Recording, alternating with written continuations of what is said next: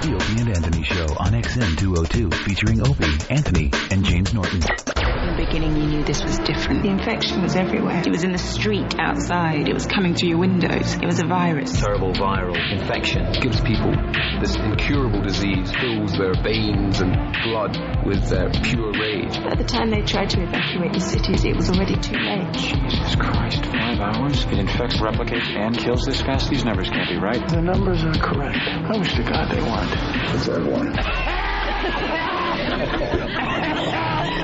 There is no God. It's like some kind of horror movie. Such a great virus that you want to infect others, like your friends and coworkers. Sometimes it leaves pustules. There's nothing you can do about it. God almighty. We gotta stop this outbreak before it mutates. They're highly contagious. What's this rash from? We're facing a new strain. It can cause life-threatening bleeding or even asphyxiation. Where is it spreading? All over the place. All right, we're coming out. Here we go. Opie. I'm a bored up. Anthony. I'm a little dirty. Wipe me. James Norton.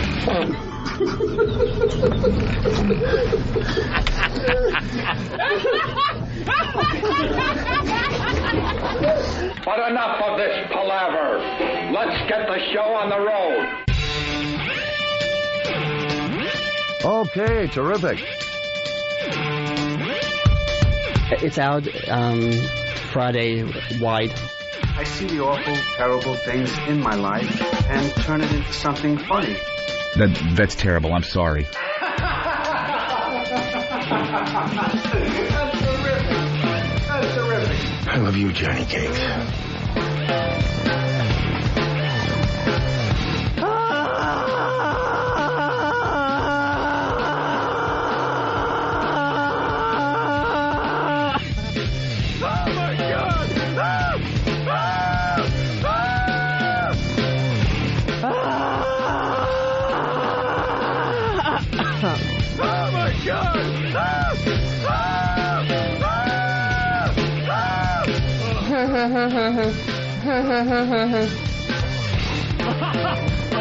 That's Alright. What do you got cooking in your oven over here? Why not? Oh, God, does that creep me out. Hey, good morning. Hi. Wake the F up. It's showtime. I gotta turn my headphones up. Oh, my God. It's not gonna be fun. Hold on. That's about all I can take right now. Thank you. I'm an idiot. I'm an idiot. I'm an idiot. What's wrong, Anthony? What's wrong? Come on, we got to broadcast. What's wrong? What's wrong? I went out last night. We have 25 cities counting on us right now. What's wrong? And all of XM. Went out like an idiot. Yeah? Oh, what a jerk. Why didn't I just stay home and go to bed like I normally do? I broke my whole rhythm. Everything I do every day. I broke it. You just wanted to live a little? I wanted to live. So I went out. I didn't want to live all that much because I went out with No Filter Paul, his wife, and Big Kev. Woohoo. That's living. Woohoo. And went to Frenchie's restaurant. What planet did you travel to? Yeah. After the show yesterday? Should have gone to Sleep World. How does that come together? How does that come together that you're hanging out with No Filter Paul, his wife? Well, Frenchie has he's cooking at a new place. Yeah. He's the chef. Yeah. At a new place that's close to my house, real close. A couple of miles away. So figured, what the hey-ho. Go check it out. And, I don't know how it hooked up. I guess my girlfriend hooked that up with Big Kev and Paul and his wife Denise. So you hang out with No Filter Paul socially every once in a while? It's only the second time in 2 years. He behaved himself pretty well last night. That's why you're miserable today. It has nothing to do with the alcohol. There's a table full of Asians, and they didn't get angry once. Although I couldn't tell. They may have been angry or happy. But, went out, drank. God damn. Like the old days. Only I just don't do that. I can't do that anymore. Drank too much, and too much for me, 4 glasses of wine, and that's too much. What a pussy. And now I feel like crap. I just feel like crap. It's the worst thing. I'll buck up. Did you puke? No. Didn't puke, but I got to sleep late. I get into bed, and then it was late, and the stupid Letterman was on, so I'm like, I got to watch that. So I watched it again. It's like, look, there we are. So I didn't get to sleep until after Letterman. But you could DVR that stuff. I got it DVR'd from the first time. I could have watched it at noon. I'm an idiot. I'm an idiot. I wanted to stay up last. I mean, I don't, do much during the week and, wasn't drinking or anything, and I'm watching my Mets. Then I'm like, I can't watch the rest of the game because I want to go to bed and make sure I'm wide awake for this crap. Yeah. So I missed my Mets game. I missed our Letterman appearance. Yeah. Again, I still haven't seen it on a TV. I've seen it on YouTube before. The Letterman people had a problem with that, and they yanked everyone's account that posted the Letterman appearance. Hey, you got to see it in all its glory. I plan on it today. On real TV. I decided to go to bed last night, so I missed everything. The stupid Mets, though. What time do you go to bed? I got 9 o'clock last night. Oh, that must be nice. The last couple of nights I've been going to bed real early. And maybe it was a little later because I watched the Mets I think it was the third inning and it was already 11 o'clock at night. I don't know. I know I'm exaggerating, but it's ridiculous with these freaking baseball games. Yeah, much too. And we have to get up a lot earlier than most people. Like even people that have to go to work by 9, they're bitching about how late these games go. Yeah. The last pitch, I guess, last night was at 11:45. The game started at 8. That's too late for people that have to get up. It's almost 4 hours of baseball. Yeah. Too damn late for people that got to get up. Well, just in case you missed the game last night. Pujols was 0 for 2 with a walk. He's 0 for 1 tonight. And in the air to left field. Back at the track, at the wall. It's a home run. And Pujols has just impressed Glavine. Impressed? Is that what you'd call it? Impressed him? Well, Glavine was pitching pretty well when I was watching. Yeah, he finally gave up a homer, and then that was pretty much it. And then, of course, finally at 11:45 last night. Breaking ball for strike 2.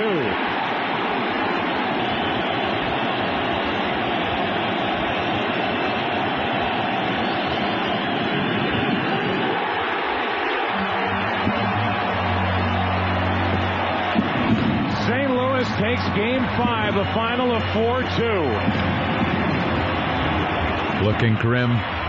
Looking grim for the Metropolitans. Well, it just sucks because the team's falling apart. I mean, we have no one that can pitch. Yeah. Half the team is injured and whatever. It's so frustrating. You're one of the best teams in baseball. I think they were the best team in baseball, and then you lose Pedro Martinez. The rest of the pitching staff's falling apart. You're giving the ball to a guy that was 3-13. Yep. Although that worked out for us, but Cliff Floyd is trying to play without a foot. Pretty much without a foot. Now I'm just looking at the cover of the Post. Yeah. And they have Mr. Met on there, who is ripping off Jimmy. Because Mr. Met he's Frank the Frowner impression. Does his face do that, or did they Photoshop the big frown on Mr. Met's face? Probably Photoshopped the big frown. Is he fully articulated his expressions? No, he really has no ears. Because he's a better actor than Steve C. Oh, he's very good. With his expressions. He's not happy. You could tell, the big baseball head. By the way, worst mascot in baseball, Mr. Met. Big baseball head. Man, you look at the other teams out there, they got some good mascots. We got that. We got that waterhead. Would you rather have the Philly Fanatic? Well, he's pretty obnoxious too, but and you can't even tell what species it is. What is that thing? Is it a bird? Is it a dog? Exactly. I don't know what it is. At least we know Mr. Med is a waterhead. He's a big retard. Yeah, so you know what he's all about. What the hell is that? Hey, were the Mets up 2-0 in this series? No. Oh. No. Oh, Travis is saying no. It's been tough since game 1, basically, because the team is falling apart. Yeah, the Mets were tied for best record. Thank you, Nick in Minnesota.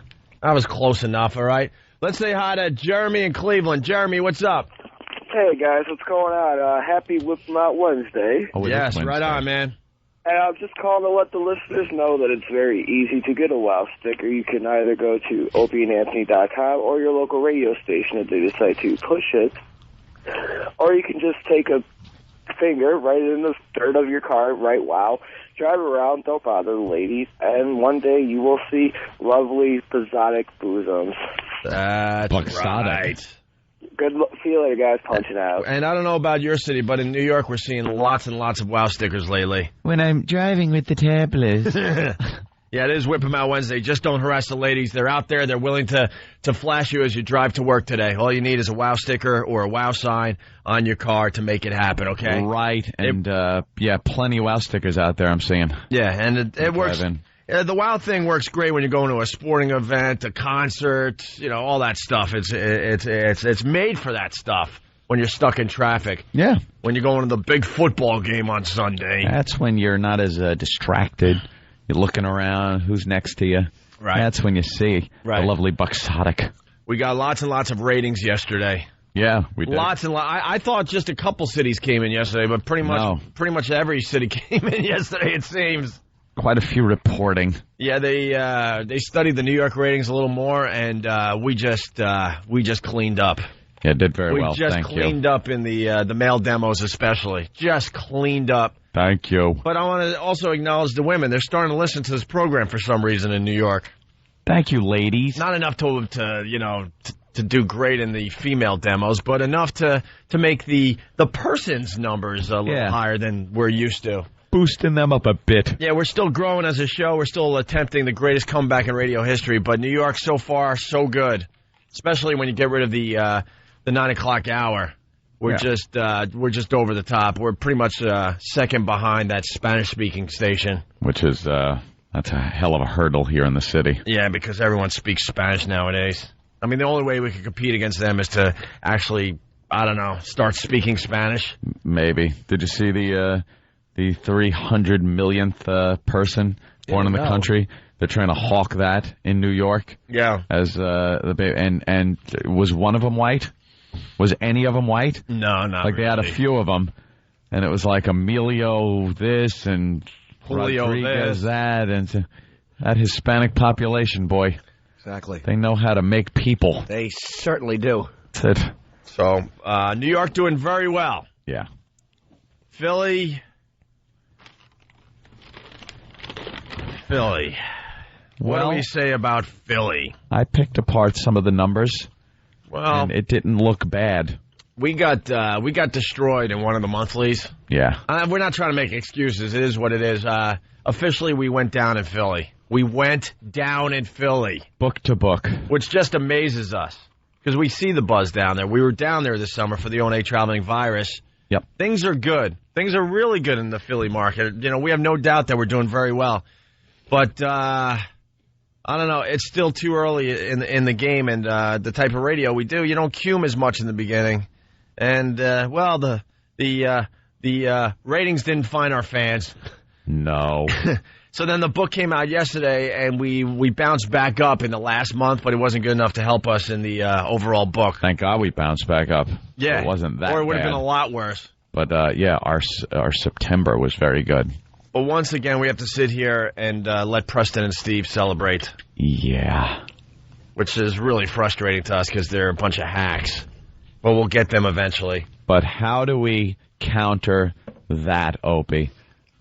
By the wonderfulness that is Boston, Massachusetts. Hello, Boston. Hey, Boston. Hello, Boston. Hello to everyone listening to us on WBCN.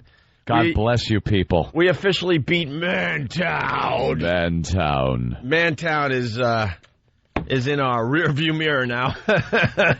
Yeah. Haha. Now, the ratings in Boston were ridiculous. Yep. We still got a ways to go in Boston, but in general, ridiculous. For the number one time we've been on, yeah. Number one in a bunch of demos, looking really, really good in Boston. They were celebrating like crazy. The whole station is doing very well. Yep, made big jumps, which was good. So if you're listening to us on WBCN, be proud. They're doing very, very, very well. And Mantown is officially a joke at this point. And I can't think of a town we've screwed over more than Boston, Massachusetts. Jesus. We have just left you guys hanging a couple of times. Yeah, well... We knew it was going to be easy, though. Mantown is such just a hack concept. It's the Hillman morning show, and their whole show is based around this concept called Mantown. That's where guys can go to hang out and be men, and not have the wives involved or the girls. And but it's not really that they're taking that stance because they have to hollow out their own little place. Yeah, because that's okay with the wife, like the basement or a shed out back. Well, they got to hide to be men, basically. We got to hide to be men. They got to hide to be men, and I think they hug each other and stuff, and they hum things in the woods as they're naked doing the big group hug. The national symbol for Mantown should be a woman with a black eye, not hiding in a shed out back with an old lazy boy recliner and the old TV you used to have in the living room. Yeah. Before you got the one that the wife watches her programs on. You Mantown my ass. We knew it would be easy. A little message to the Hillman. Mantown is,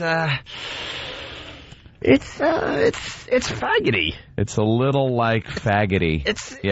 I don't even think gay guys are proud of Mantown and what you're trying to do. Mantown. It's a bit faggoty. But how does he promote it on the show? Like, this is the Hillman, and we do Mantown. Is that what he calls it, like the Mantown show? It's just awful. It's awful, indeed. I couldn't tell you how it's presented, but just the fact that it exists is awful. To get to Mantown, you have to back in ass first. Back in through a tunnel. Mark Miller. The only way in, you can't get. Mark Miller. City limits. When you leave the tunnel, you don't actually drive out. You just dribble onto a shirt. Mark Miller's already starting in from New York City. More effing ratings talk. I notice you don't talk about the XM numbers when they show XM losing every quarter. What? You're a dope, Mark. Look at the overall numbers. We're still beating Sirius by a freaking landslide. Leaps and bounds. Shut the F up, Mark Miller. By leaps and bounds, my friend. The Howard factor is over. Everyone knows it. It's done. Dope. The guy's got all the listeners he's going to get. That's it. Everyone knows where he went. And whoever was going to sign up for him signed up. He likes to think people are signing up every month for him. No. Well, this was said on good old Howie show yesterday, by the way. Well, we're jumping all over this first break. It's okay. Listen to this. Yeah, well, you know, Howard, it's been a long time, but once Sirius satellite radio beats XM in subscribers, can you throw a funeral for XM? I would absolutely do that. I think that's a great idea. And there she is again. She gets over $1 million a year, a couple $1 million a year to do that.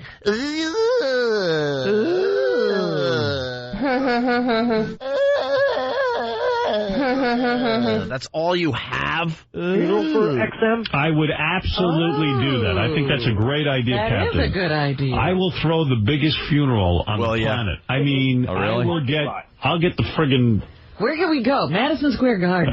Yeah, I'll. Where is XM? In Washington, their headquarters? I'll go to Washington Square Garden. I'm scared. All the people we can hang in effigy, Opie and Anthony, and I'm scared of you. Oprah. Yeah, I think it would be so cool. I'm scared of you, sir, and I'm protecting myself. I like that. Opie and Anthony and all of them. And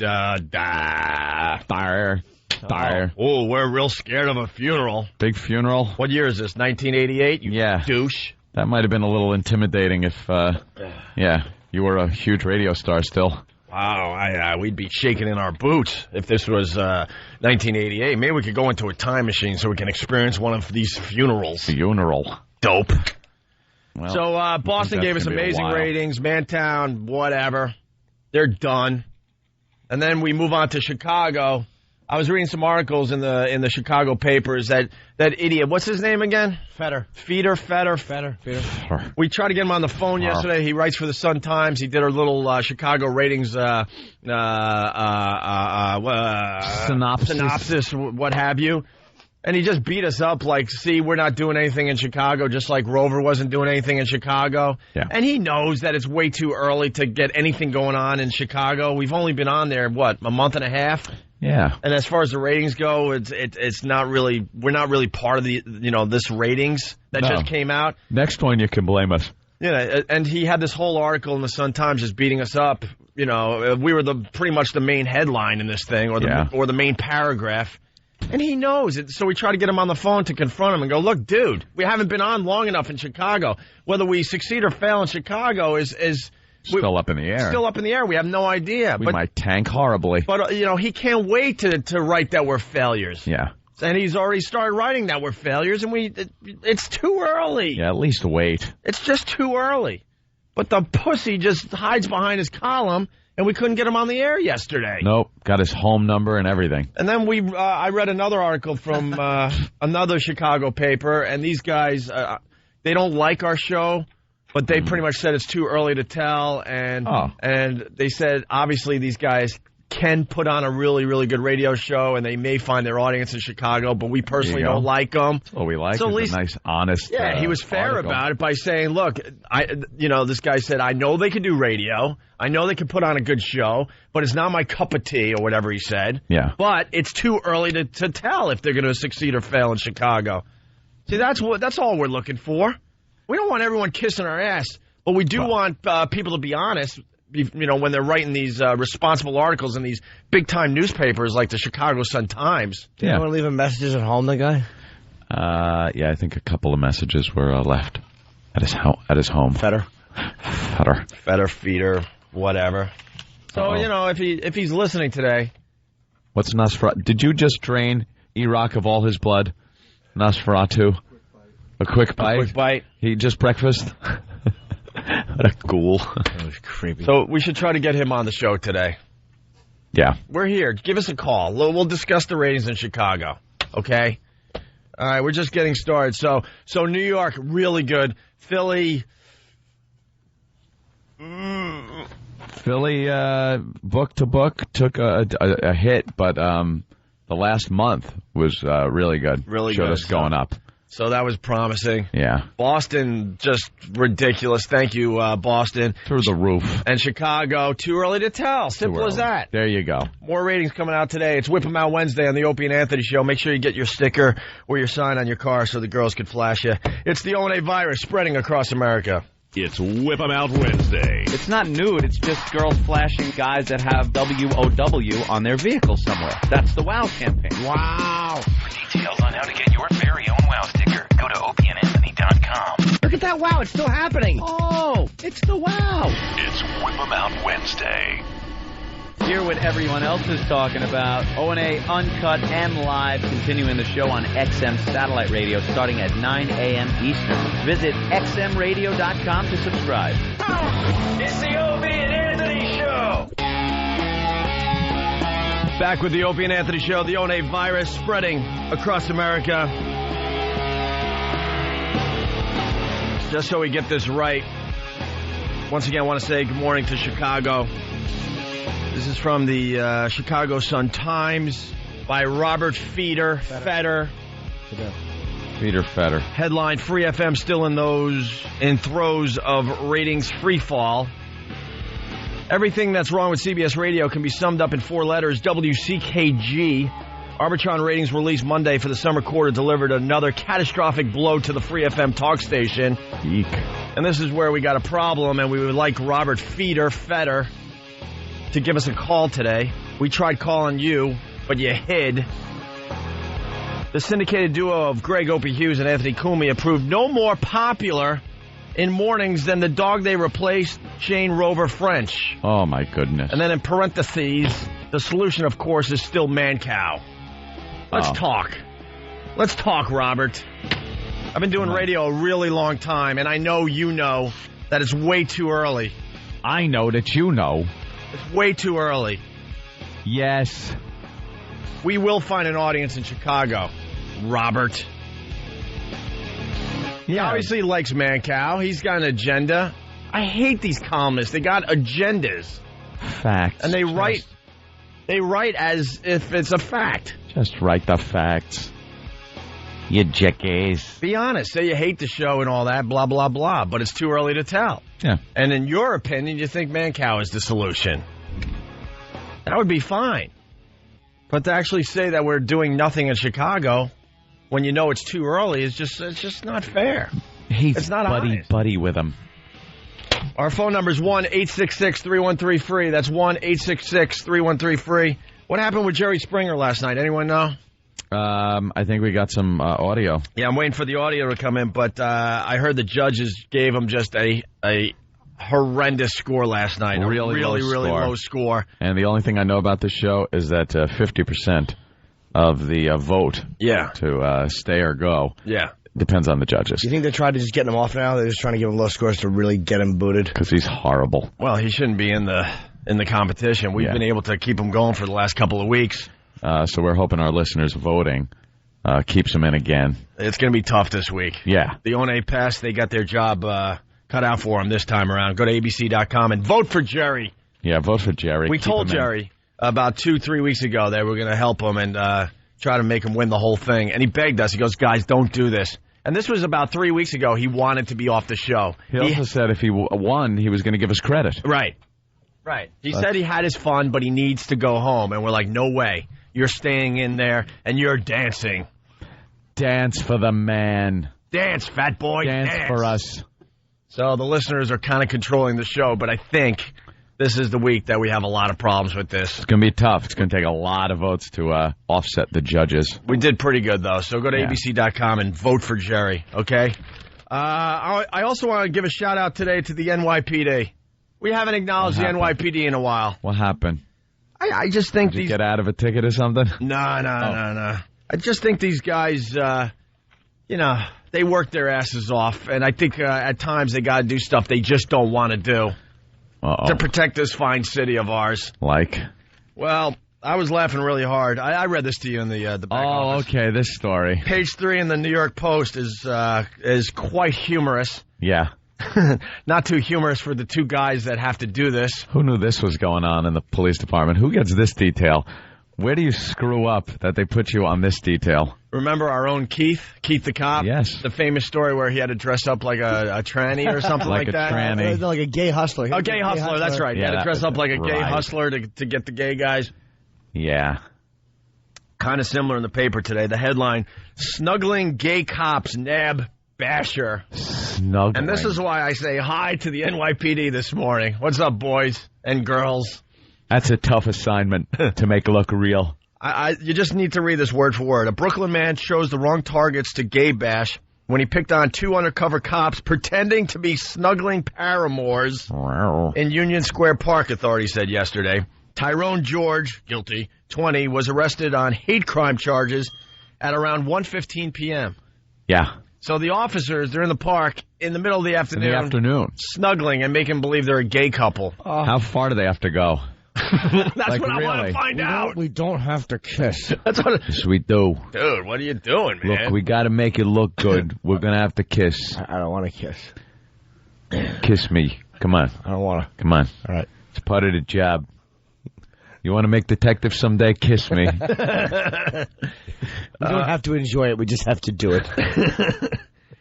So they're there. They got their arms around each other in Union Square Park. This guy, Tyrone George, comes up to him Monday after he threatened and spat at the officers. Patrolman Steve.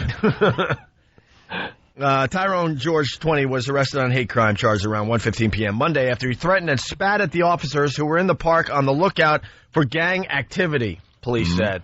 So they're just looking for gangs. They're undercover as a gay couple. And they're checking out the gang activity. The cops, a sergeant and a police officer assigned to the blah, blah, blah, blah, blah. Sergeant's definitely a top. No, I'll bet you the sergeant's about him. You think? He's so powerful at the precinct. Oh, that he wants to be He wants the young patrolman to straighten him out. He wants the young, fresh-faced boy out of the academy to give him a good straightening out. Oh. Yeah, they're assigned to the blah, blah, blah task force. Were perched on a bench like lovebirds. Lovebirds. With the sergeant's arm wrapped around his subordinate's shoulder, authorities said. So they're sitting on a little park bench with their arm around each other? Sweaty cop arm around your shoulder? All hot. You think they're whispering to each other like, this stinks. Your gun's tickling my ribs. Will you shut up? Tee-hee. Shut up. Is that mace in your pocket or you just happen to see it? All right, here we go. George approached them, screamed that he hated homos. Is that quoted? Yeah. I'm just reading this word for word. George approached them, screamed that he hated homos. Wow. Told them to get out of his park, called them faggots, and gave the sergeant the middle finger, according to a criminal court complaint. Even with all that, yeah, you know, the snuggling cops undercover as a gay couple, they gave him a pass because they were there to check out gang activities. Oh, they're looking for gangs. So they're pretty much like, just get lost, man. Leave us alone. Not this skell. Right. Well, minutes later, George circled back. Couldn't leave it alone. And continued with his anti-gay rant, threatened to assault them, and spat on the sergeant's foot. Oh, no. So he continued, and then he spit on him.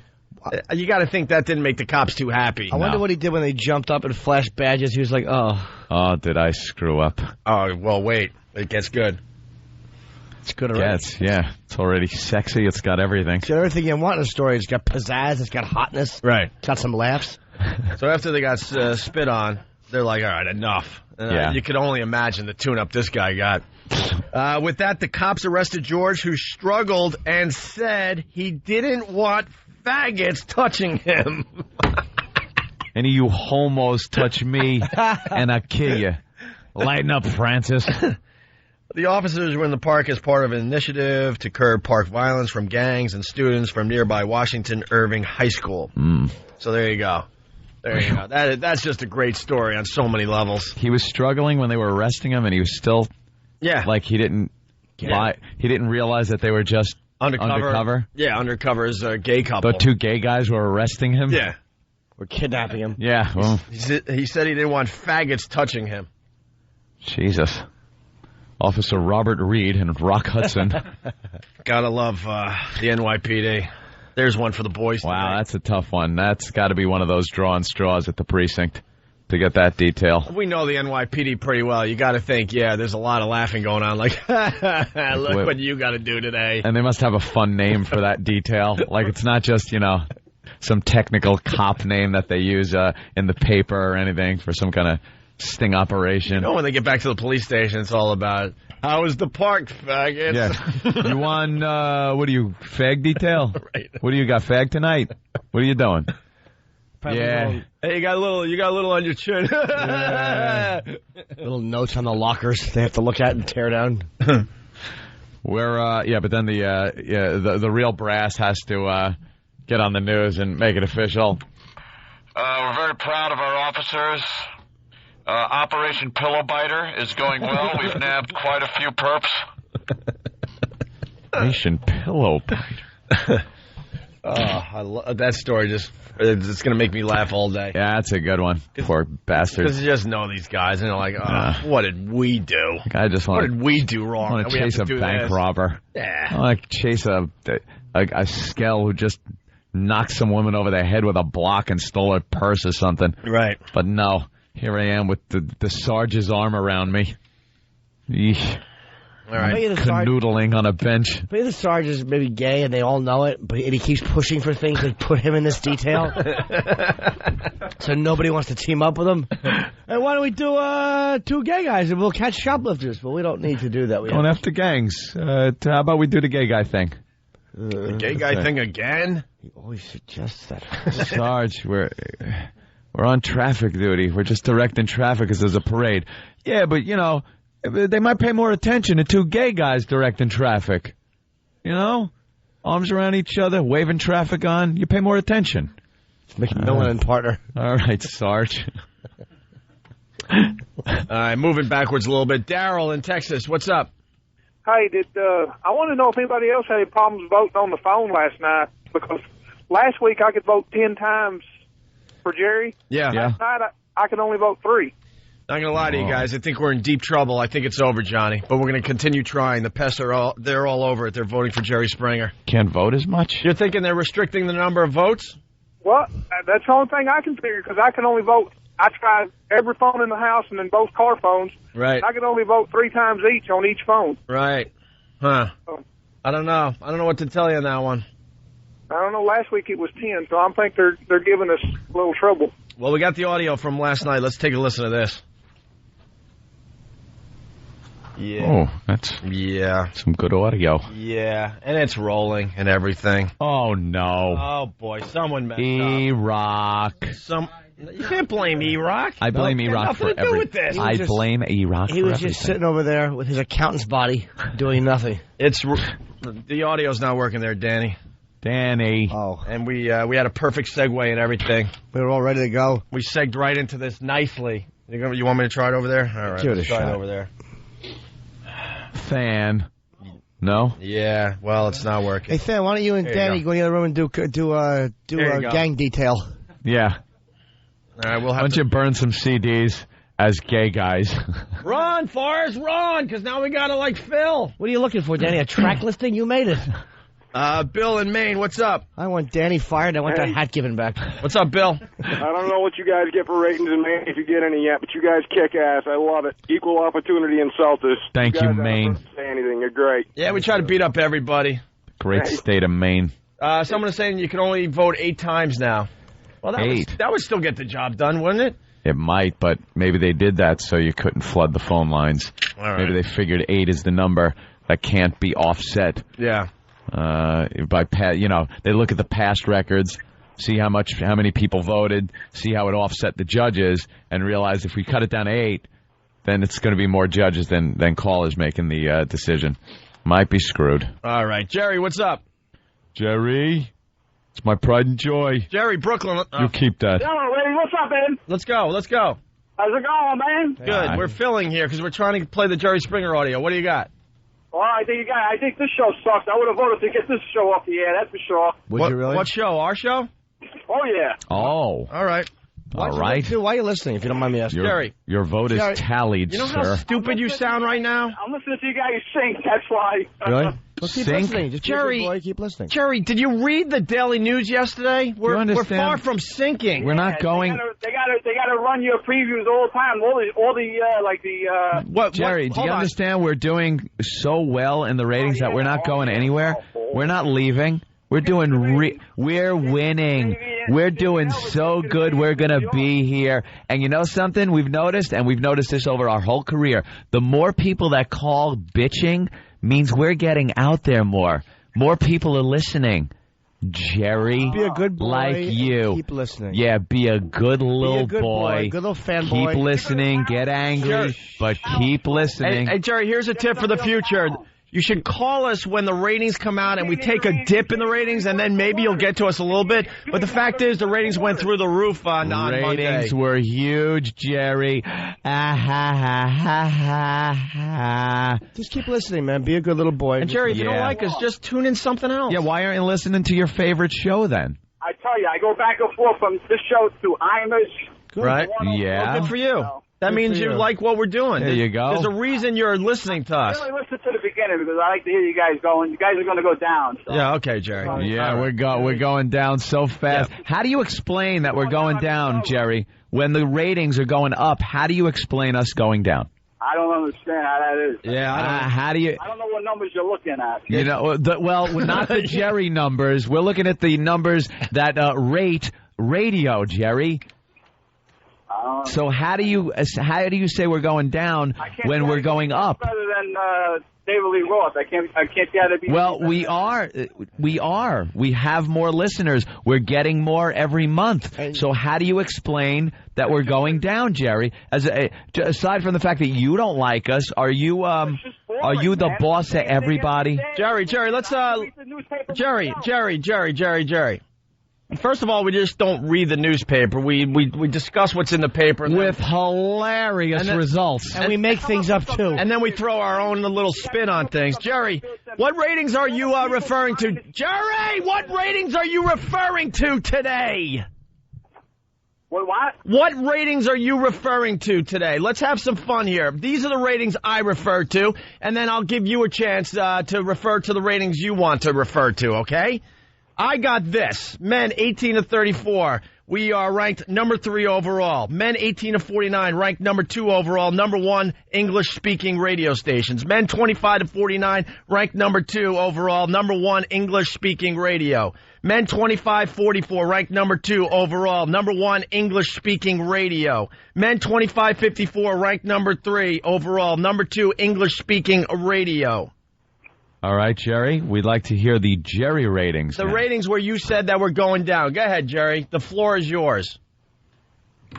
There's just I can't see how much longer people can be amused by this show. That's all I'm saying. They've been amused by this show for 12 years, Jerry. Do you understand that?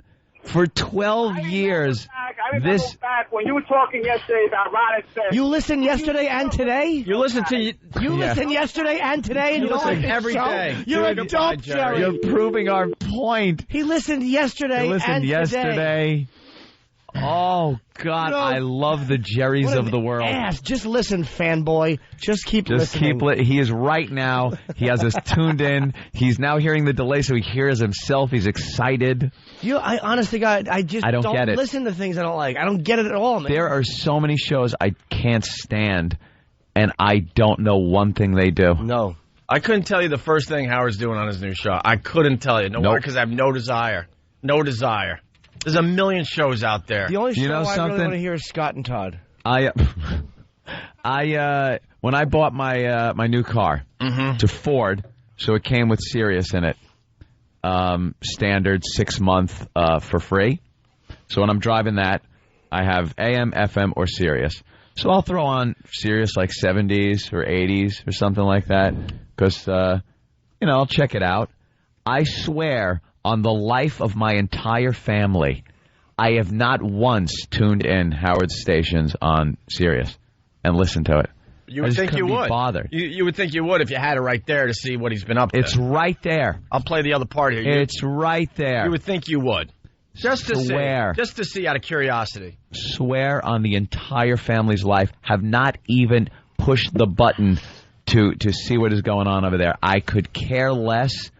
Why would I listen to a show that I don't like, don't care about? I wouldn't call it. I wouldn't comment on it. It just doesn't exist to me. And apparently to a lot of other people, it doesn't exist. But he's going to throw a funeral when he passes XM. But this guy, Jerry, he knew what was happening yesterday. He knows what's today. He's calling in. Dude, even though you don't like us, you're a fan of the show. You're hooked, stupid. You're hooked. You're hooked on hating us, which is just as good. Yeah, we don't care. We don't care. That helps us, too. Hate us, love us, just listen. Because you're the dope that will listen every day, and then you'll tell everybody around you how awful we are. And those people, as you're telling them, go, wow, that sounds kind of interesting. All right, let me listen. I'm going to have to check them out. You're actually turning people onto the show, and you have no idea. Because you think everyone lives in your stupid world. Yeah. I flip between you and Why? I don't... What? I flip between things that annoy me.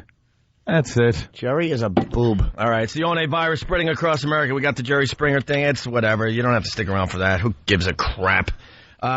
News reports, though, on the Internet from 1993. This is very interesting. What is that? We want to talk about online and sex addiction again today. From 93? 93, we found a little audio from when the Internet was first, bursting onto the scene. When you used to have to wait and you'd see the picture scroll down slowly like a window shade. Right. You'd see the top of her head and then her face and then the neck and the shoulders. And then it goes all right, here it goes. Yeah.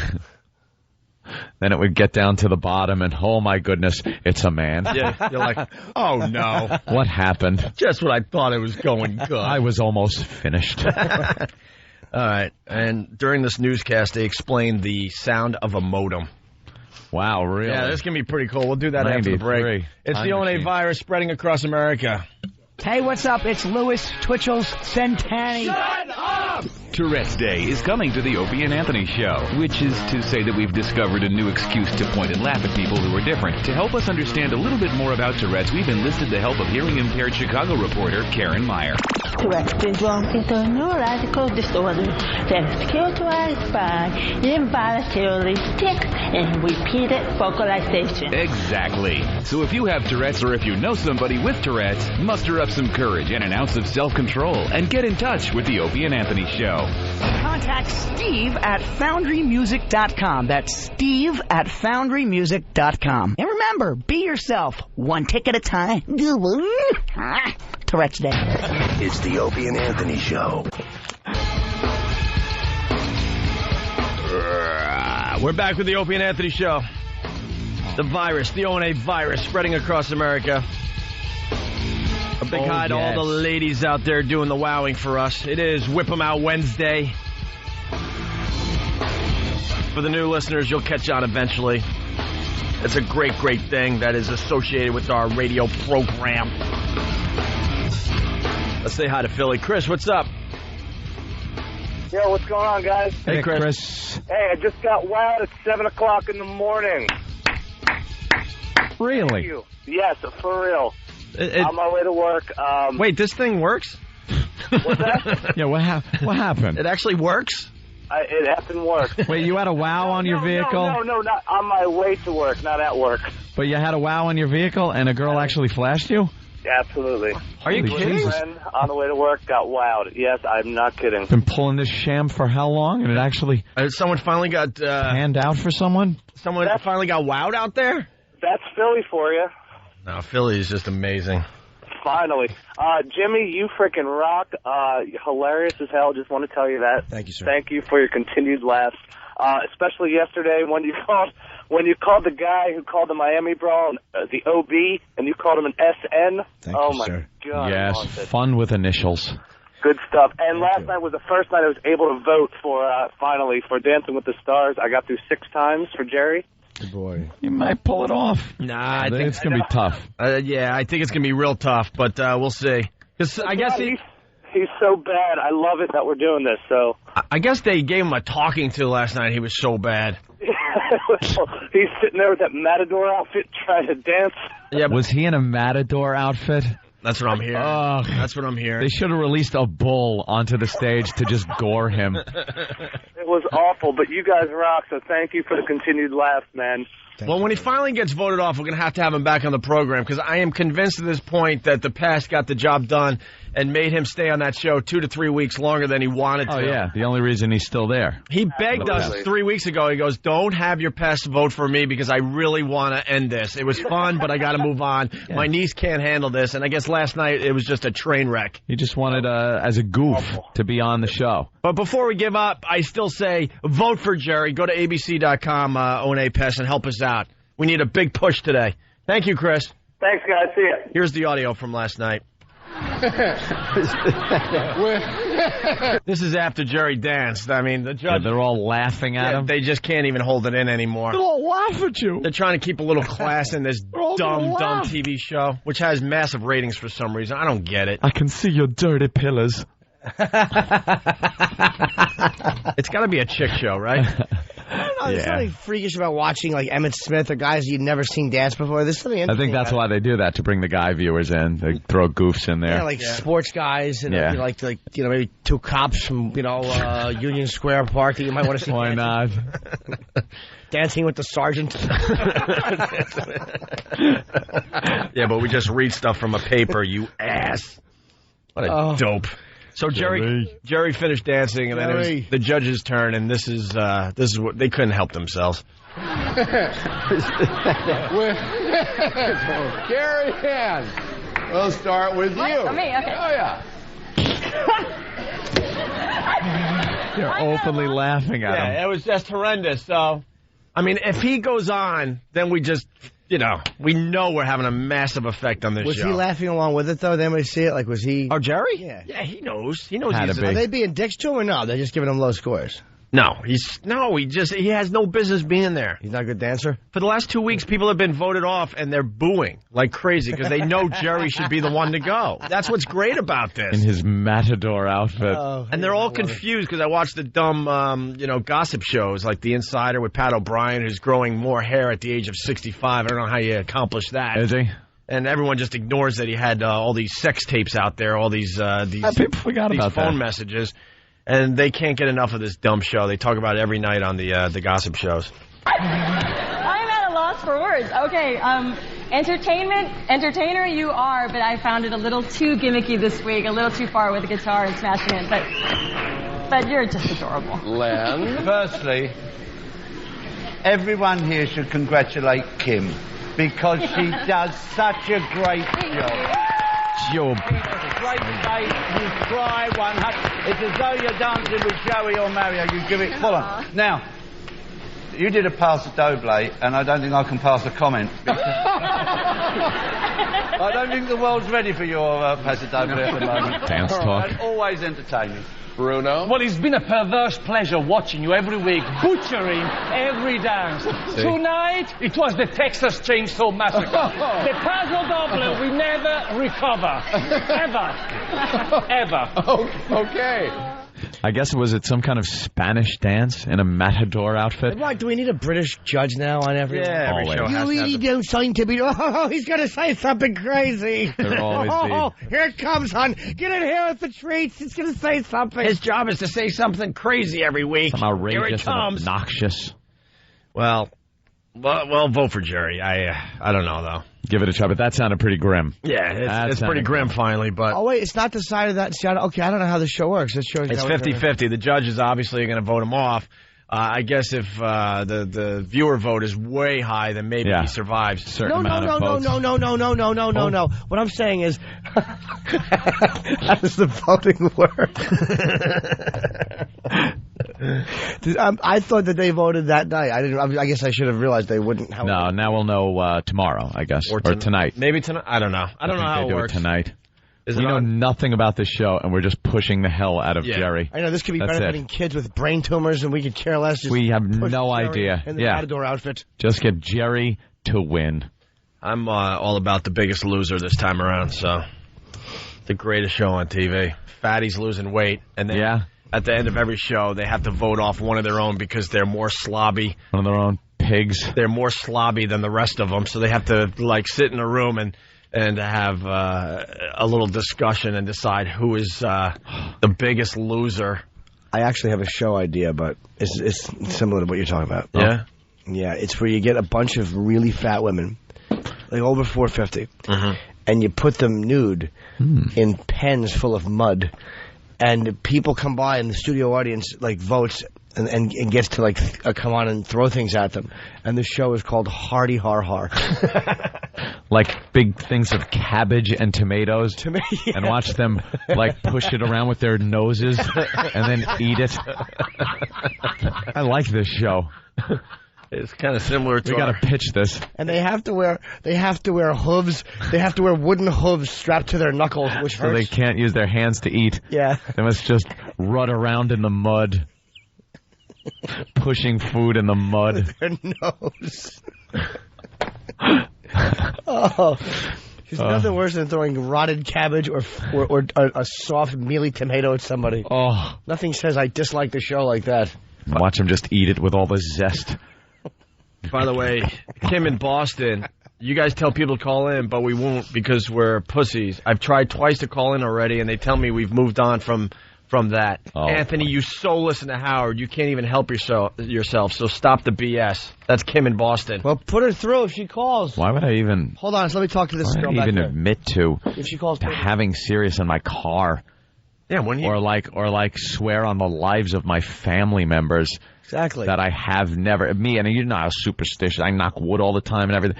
I would never... It has not even crossed my mind. Because unlike people like Jerry and some of the other people that call up, I don't listen to shows that I don't like or care for or anything. You made a vow. I won't listen. I swear on the souls of my grandchildren. Getting back to that fat thing, Fatty Pig Fatty. Fatty Pig Fatty. We got this girl from Binghamton. We talked to her on the XM show yesterday, and she's 541 pounds. Now they're saying that she's coming down next week. Got her on a barge down the old Hudson.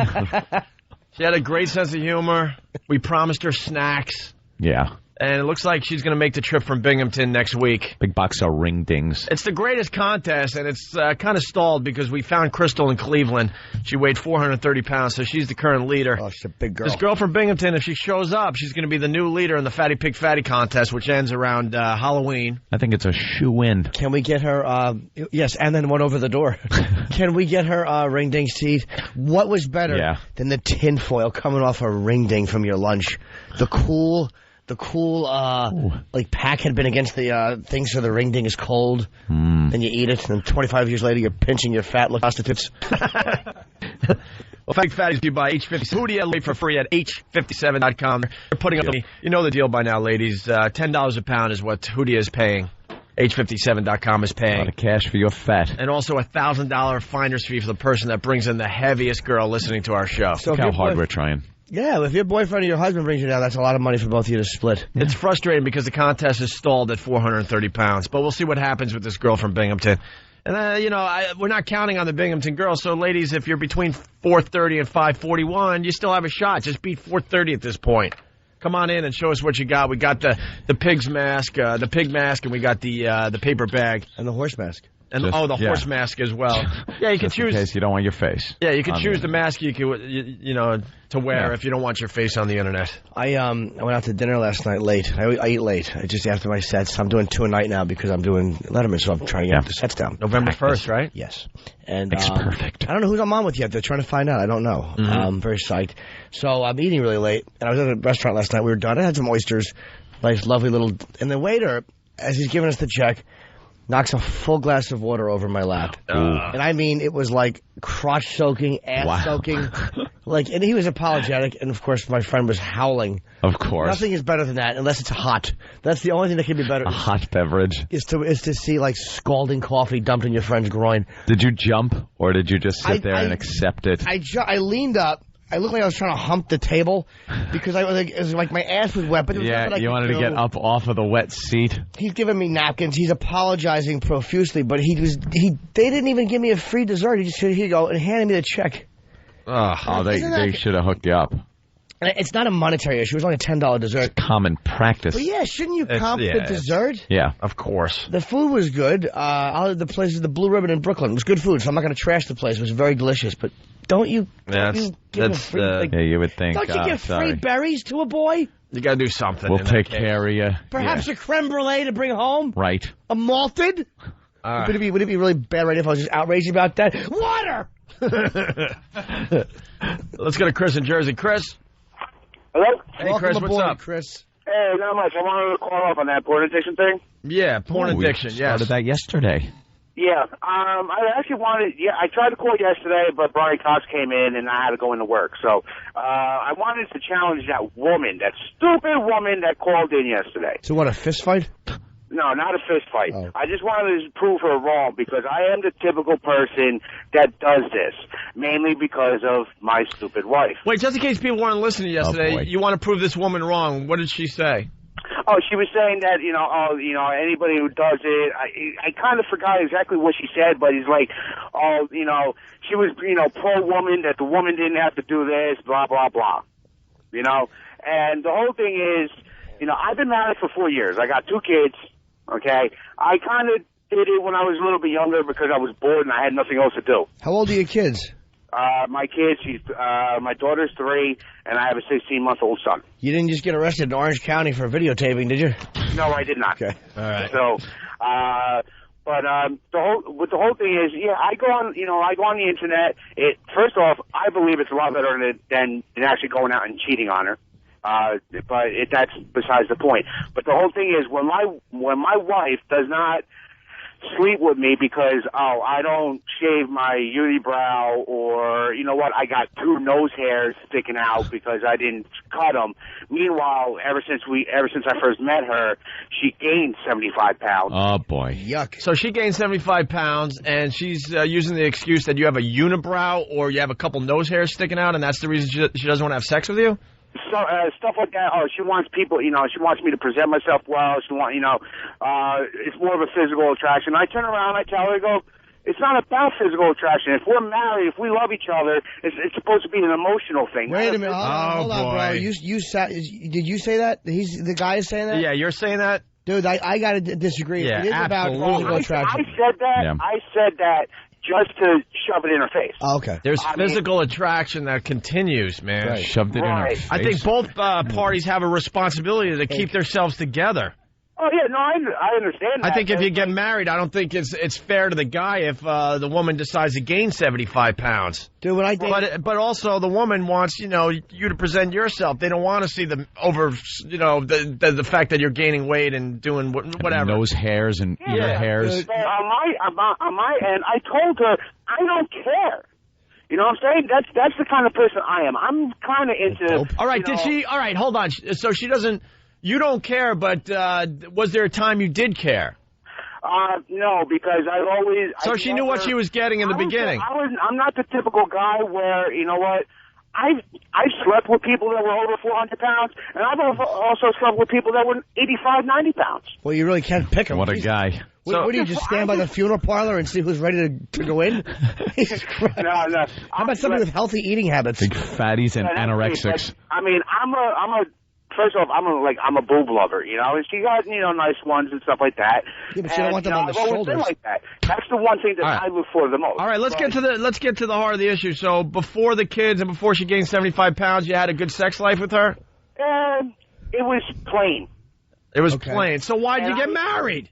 Well, you know what? It was another good. dopey guy that thought it was going to get better after marriage. Yeah. You dopes. It was good. Yeah, I know. And, well, dude, was she pregnant? Was she pregnant? Binding contract really makes sex better. Yeah, I brought down, and it's actually to the point where I'm actually trying to tell her, you know what, screw this. I've been dropping the C-bomb like crazy. I've been, just trying everything under her skin, and she won't budge. But, one of the things is, okay, 2 nose hairs are out of place, or, you should trim your eyebrows a little bit. Go get them waxed. Go do this, and stuff like that. I'm not used to that because I'm not a metrosexual, queer eye for a straight guy. All right, so you're not getting the type of sex you want from your wife, so now you're all over the internet with the porn addiction? Well, it's like I've been doing it my entire life. I mean, I go and look for, the big breasts and, lingerie and stuff. I tell her to wear certain lingerie. Her version of slutty lingerie is a negligee. Well, what is lingerie for a big girl like that? I mean, just drapes? A negligee. I hate negligees. Negligee. You know what's never sexy? Is like the negligees that have the fur on the top. Those are horrid. What about a nice house coat? A house coat just comes out of the bathroom, leans on the door. What do you think, honey? Ugh. Your negligees are out, bro. Dude, hold on, dude. We'll get to you. The negligees aren't happening anymore. Yeah, you got to get her something sexy. Like, what's really sexy for your wife? Get her, like, a thong that's kind of transparent. Like, kind of like a mesh material that's transparent. That's really sexy. On a girl of her size? But see, that's the problem. I know. Yeah. Get yourself a thong and put it over your eyes. Just get the hammock from the backyard and use that as a thong. Yeah, get the hammock. The negligees went out with Love American Style. Yeah. It's like that's the problem. It's an old show. We went away in March for a couple days, and we were just like rabbits for 4 days. Right. And that was in the very beginning of March. I would say the first weekend of March. Leaving little pellets in the bowl? Exactly. She hopped to and from the kitchen. Bloop, bloop, bloop. We've had sex twice since March. Yeah, you got problems. I don't know what to tell you. You know what I'm saying? And I'm just a radio show what is this? Sex advice? Yeah, we don't know what the F's wrong with you. What I would suggest is joining... All right. Whatever. You just explain it. Can't figure out why she doesn't want to sleep with you. You talk over everybody, guy. Maybe she tries to tell you what she wants, and you just yap over her. Maybe even the guys are saying it. Chris doesn't sound desirable either, No. It works both ways is what we're getting at. It's so easy to make fun of the women for gaining weight and all that and not losing the baby weight. But, we have a responsibility as guys to keep ourselves together, too. Right? Maybe if you give your wife a chance to talk, she wouldn't be filling her mouth with food. Right. Sir, here's my suggestion. This is what I do to stay physically fit and trim. Oh. I stretch my arms out, like each one, almost like in a crucifixion pose, and I spin them in a circle 5 times one way, 5 times the other way. Do that once in the morning, once at night. That's all you need. That's all you need. Little arms. All right, Chris, good luck. Physically fit. The gym workout. Yeah, go ahead. Sir, that just sounds silly. All right, Kelly in Michigan, what's up? Kelly actually agrees with Chris. Absolutely. You need to lose the baby fat. You need to stay in shape. I mean, you would if you were out dating. So, you know, sometimes when your husband comes home, you need to be standing there in some black stilettos and with nothing on. And sometimes, you know, you just need to fill different fantasies. It makes the sex better for both people. Like, how about this? Sometimes when your husband comes home, have like a really hot chick there waiting for him while you're elsewhere. There you go. Absolutely. That could get him going. You know, you want to like get the spark back in your marriage. Just have a really hot chick just kind of hanging out outside your house on the sidewalk, and then watch him, and just kind of peek out the window every once in a while, and just kind of make hints like. Yeah, as long as it works both ways. No, miss, here's what you do. Here's how you fulfill your husband's fantasy. You do the hot chick thing, and you take it one step further. When him and the hot chick go up to the bedroom, there's a casket with you in it, and it's open, and he knows that you're there. Oh, what a twisted scene. Yeah. Imagine that was your husband's fantasy. I just need you to be dead in a coffin. Yeah. Well, I have sex with a girl who kind of looks like your sister. It doesn't mean anything. It's random. There you go. Just made it up. I don't get it, man. We've been doing this show a long time, and there are so many people just miserable in their marriages. Just miserable. And then you get into it a little bit, and you see that both sides have taken it for granted. Yep. Like, I'm married now, so, you know, we don't have to have crazy sex, and I don't have to take care of myself. I don't have to cut my hair. I don't have to lose weight. No. I'll just pop out babies because we're married, and I don't need to lose the baby fat anymore. By the way, if guys... No. If guys want to turn you women off, here's what you do. This is what I do. It works like a charm. Never flush. Never flush. Just leave big. Every time. Nasty. Never flush. And if you ever have paper products, don't throw them in the toilet. Throw them in the waste paper basket next to it. Oh, that's lovely. So the view is see, not the key obstructed. thing is that he needs to work out of town, like drive truck. Right. And then when he comes home every couple of weeks, it's like a whole new adventure all over again. Ooh, hubba, hubba. All right. Well, thank you, Kelly. Have a great day, guys. Bye, Kel. All starts with that nice wedding song, and then it ends with just like, you know, trim your nose hair. You got a unibrow. Your ear hair. Oh, you got a poking bunch, bitch. Yeah, you've gained 75 pounds. You have to be open with each other. If someone puts a little weight on, right? You go, maybe you want to stop eating or I'll have you killed. Hey, Scott from Chicago. See, we're on an hour delay, which sucks. Yeah. They're just catching up now. Oh, my God. Feeder, whatever. He's Mancow's bitch. He was at his wedding. Oh, really? He was at his wedding. All right, that says it all. Well, there's an honest member of the media. Mm-hmm. Feeder. Come on, Feder. Stick up for your boy Mancow. Give us a call. Yeah, Fedir. We left a million messages. Let's go. Let's talk about it. Yeah, that hasn't been in the market for a while. Yeah, stop hiding behind your column and let's discuss this. Exactly. You know damn well it's way too early to tell if we're going to make it in Chicago. So why don't you stop being a queer? Give him a call again. I say we keep calling him. Just keep calling him. Yeah. Till he answers. He's a member of the media. They're used to making phone calls till they get the scoop. We want to get the scoop. Answers immediately. All right, it's the ONA virus spreading across America. We'll get into this news story from 1993 talking about the Internet. Nostalgia. And Madonna wants to grab her a 3-year-old. Yeah, Madonna's... she wants another. She wants the whole collection. Madonna's mommy dearest in training. She's collecting little black kids like Hummels for her house. What are they doing? Why I'll tell you what Madonna's doing. I'll get on the button. Not even going to clean this up for regular radio. Oh, boy. What Madonna is doing, she's harvesting cock. Oh, Jesus. But the next one's going to take quite a while. She's harvesting. Yeah, but if she's a nice big one. If she's harvesting, she's harvesting for her later years. Oof. But why would she have? She should have adopted a 17-year-old. Yeah, a nice 15-year-old. They'd have gotten like one of those marathon runners. They're as smooth at 15 as they are at 3. I mean, that's just the rule over in Africa. You know, you can argue with me, but watch the videos. They carry things on their heads. They're lovely. Yeah, we could get into the Madonna thing. She wants another Malawi baby. Oh, God, with the Malawi. What is Malawi? I never heard of Malawi. Oh, they're That's just like adorable, though. Remember when it was pets? Like dogs. Yeah. You would get the little dog that you could fit in your purse. Now it's collecting these, like it's a certain breed. Hollywood is It's a effed up. Malawi. What is it? It's a Malawi child. Malawi, that's the one you got to get. It's they're effed up in Hollywood. They start these weird trends. Now they all want to go to Africa and adopt. Get a Malawi. Madonna pretty much is bringing home a supermodel. Yeah, how about she's bringing home a little baby supermodel. I have a Malawi Mujahideen survivor. Oh, do you? What's creepy is she went shopping. She actually decided which one was the one she wanted to bring home. Why do they always bring home good-looking kids? These shallow, what ugly children don't starve? Why? I want to see one of these people adopt a retarded kid or a bucktooth awful one. Why are they always? They got to pick the beautiful kid for the photo op. They cute just one. make me sick. Look at that one's got nice even skin tone. Yeah. Yeah. Adopt a really, really dark, retarded kid. And bring it home, and stop letting your nanny lug it around. Yeah, you pick it up by the feet and drag it. You drag that embarrassment out. Her nanny, is just lugging the little kid around. Yeah, here you go. Father wants it back. Oh, you think what's that? The father wants it back, too. Does he really? Yeah. The father, apparently the mother died over there. The father put the kid in an orphanage, but would visit the kid and hoped someday to be able to support a child. And then Madonna comes over and says, hey, I like the looks of this one, plucks it out, and the father's going, which translates to, could I have my kid back? He's just negotiating, because now he knows what he's got. He just wants more money. A little more cash. Or whatever, yeah. Beads. You could really rake those people over the coals making deals.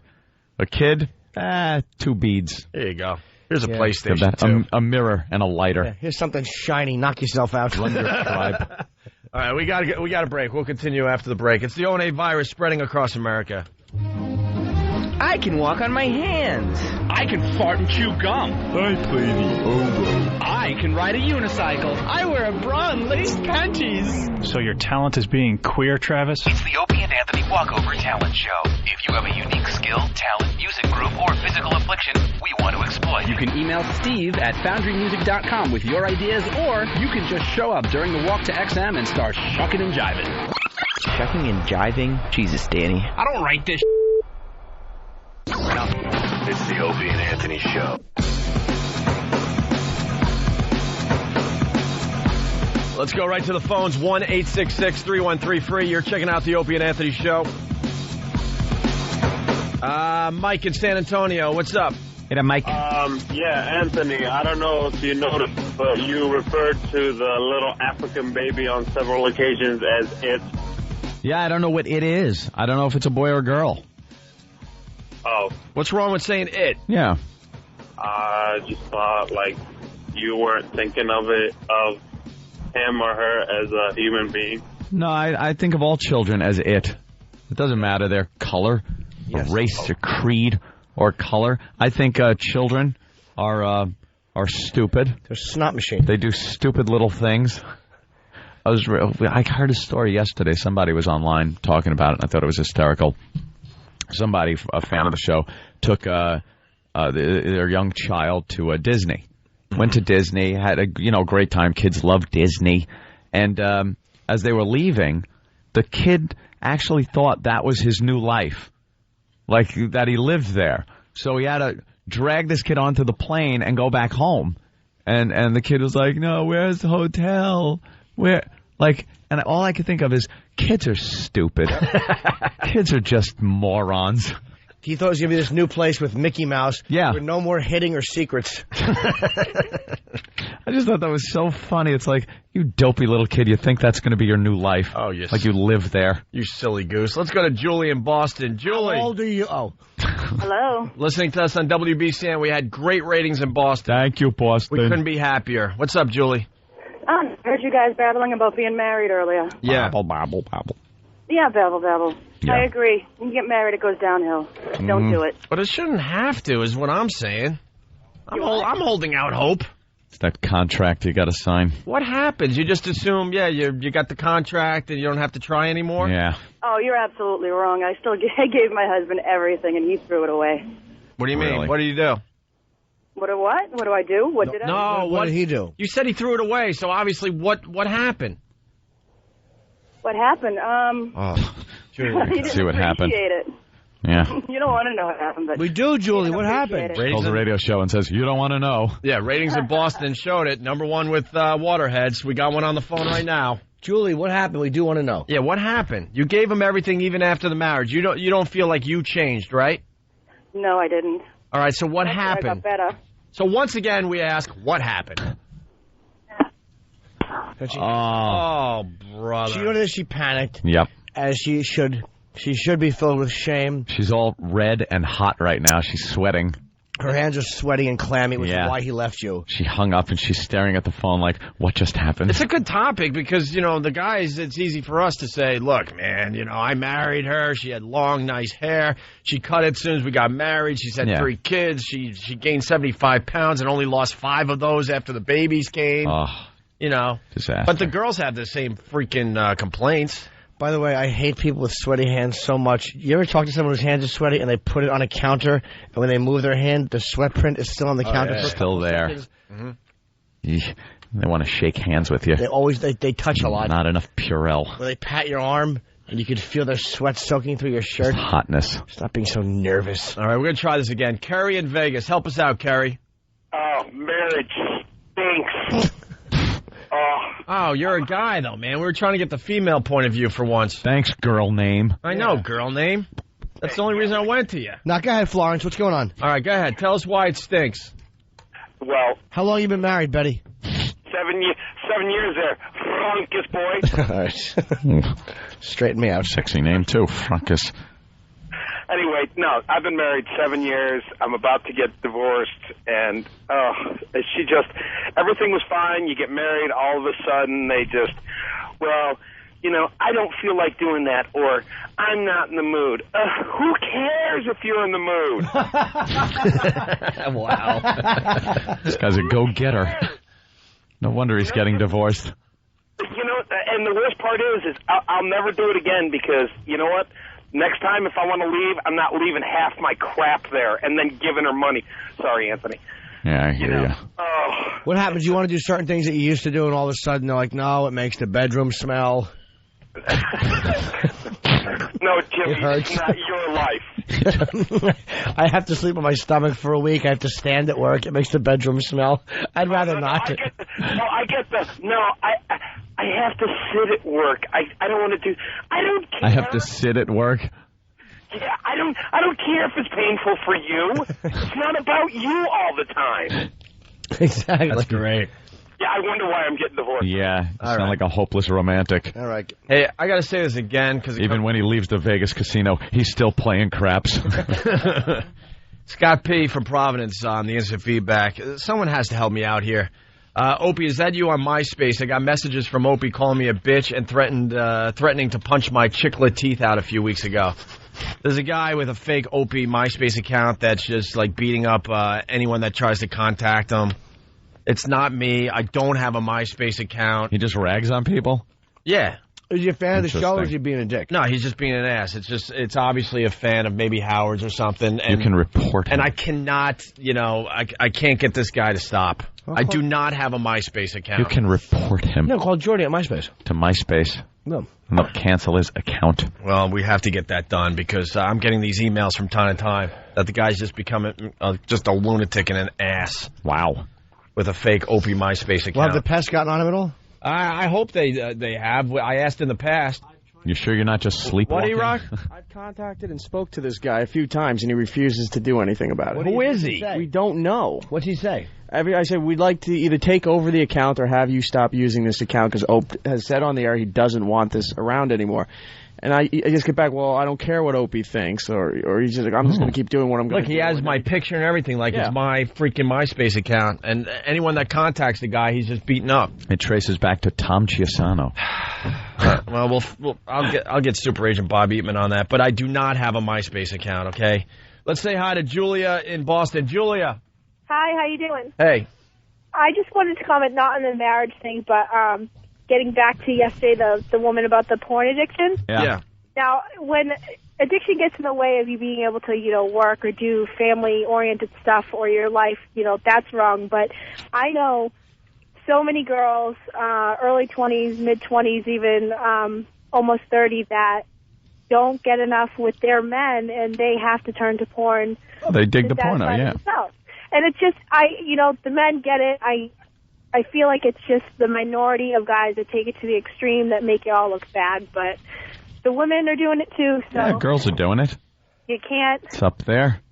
say anything wrong about it. So are you saying you're a porn addict, or you just like to, it's kind of a hobby? Where are you at? I would say I would only classify it as a hobby, and all my friends would classify it as a hobby. I'm saying addiction is wrong. It's not good, any addiction, but I'm just saying, a lot of women are so quick to throw out porn addiction now. I know that it is in the homes of America, but, I mean, come on now. What do you look at, girls or guys? Hello? Both, I guess. Oh, not both? girls by themselves. It's just regular sex. I mean, that's Yeah. the other thing is guys, I think they go to look at, like, tits and ass. Oh, sorry for swearing, but girls just go to look at, just it in general. We're not looking, like, that girl has... A guy working. Yeah. A guy telling her she's pretty and he cares about her. A guy, it's just a guy in listening pose. Yeah. Are you married? Commenting on her shoes. No, I'm not. Oh, okay. Oh, this is great stuff. You have any fetishes? Hello? Julia, Hello? help us out. Do you have any fetishes? I'm sorry. No fetishes. Just your average girl. Okay. Yeah, another conversation going somewhere. This is great. Thank you, Julia. Yeah, have a great day. We learned that girls look at porn, too. This is terrific radio. At least she's Holy listening. crap. All right, news Boston. report on the Internet, speaking of porn. Back in 1993. Yeah, I want to hear this. Little nostalgia. The story started about the Internet. It's a brand new thing called the Internet. Yeah, from 1993, news reports on the Internet. Well, there's a revolution going on in rec rooms, offices, and classrooms around the world. A revolution in which 15 million people are taking part. They're sharing scientific data, arguing philosophy, or passing on cooking tips and gossip night and day through a computer network called Internet. For about $200 a year, they log on to personal computers connected to phone lines and communicate across cultures and continents. Bill Cameron has this report on the growing phenomenon of Internet. Of Internet. I got to watch this. Of Internet. Internet. When I'm doing the Internet. Not the... It says, when I'm doing Internet. They failed to mention the sex angle. That was what everyone was using the Internet for at first. Yeah. What did they say, 15 million people, and that was 13 years ago, whatever it was? I mean, it's got to be up to 17 million. Maybe a few more than that. Perhaps more than that, Jim. Yeah, you know. The people in Africa and China, Jim. I read a great article years ago, and they talked about, like, new technology. And every time a new technology, is invented or whatever, it's used for sex primarily, always at first. Porno. Like the printing press? Yeah. Where they finally figured out how to, to write things down.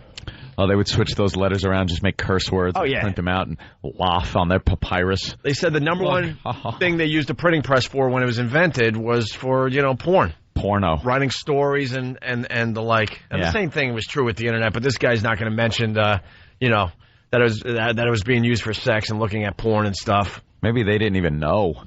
Yeah, maybe because you couldn't download video back then. Now that PalTalk is huge, obviously the number one reason people have PalTalk is to check out some boobies and some porn and stuff, and people doing what they do in their homes, getting the jack rooms, and then eventually it'll be used for some more useful things down the road. I remember my mom's big deal in our house years ago was to get the computer. She wanted the gateway. That was the big. And Mom was so sweet about it. She got the gateway and we prompted on. And I wanted to go around the computer, the Internet. I didn't get to connect online, so I was like, playing solitaire. What'd you think? It's just like... I didn't know. I thought it was in the computer. Went over the air?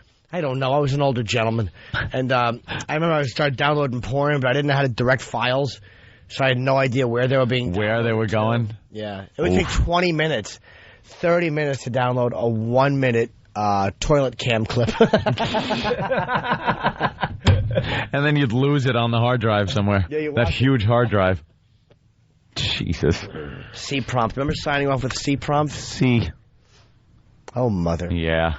Newscaster explains the modem sound. All right. Yeah, someone is pointing out, even though this is only 13 years ago, it sounds like this is from like the 70s. Yeah. For years they've been saying these things would change the world, would mature from adding machines and typewriters to tools of the human spirit.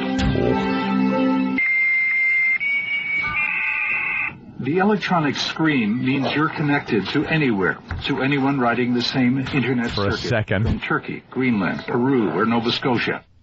For a second till you get cut off. Yeah. At lightning speeds.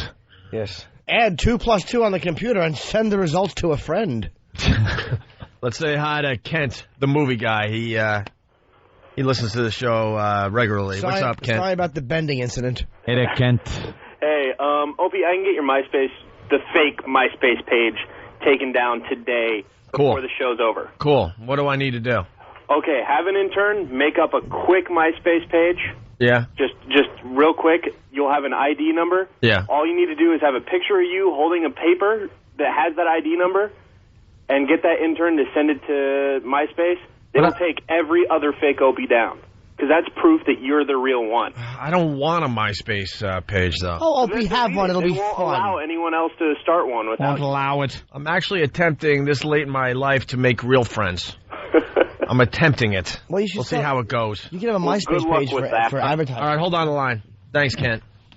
Well, there's some other people that... all your friends. There's some other people that know people, and they're saying that it will be taken care of. People are saying? People are saying. All right, here's what the Internet means to me. News report from 1993. Stein in Oslo. There are no borders on the Internet. Color, age, and nationality don't matter. Andrea in Washington, D.C. Spelling they do. It frees me to be me, not someone inconveniencing others with my needs as a deaf person. Richard, somewhere in England.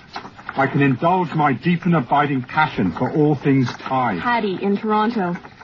It has more soul than any human being I know. Was that for all things Thai, he said? Thai? Uh-oh. My passion for all things Thai. Oh, boy. Yeah. The first acknowledgement that it's being used for kiddie porn. What else do you like in Thailand on the computer? Yeah, really. I want to look at the food pictures. That one got past the editor. What are you looking at on your computer? Is that I'm going to wait here for 15 minutes while this picture downloads to see if it's inappropriate. There were no chat rooms back then, right?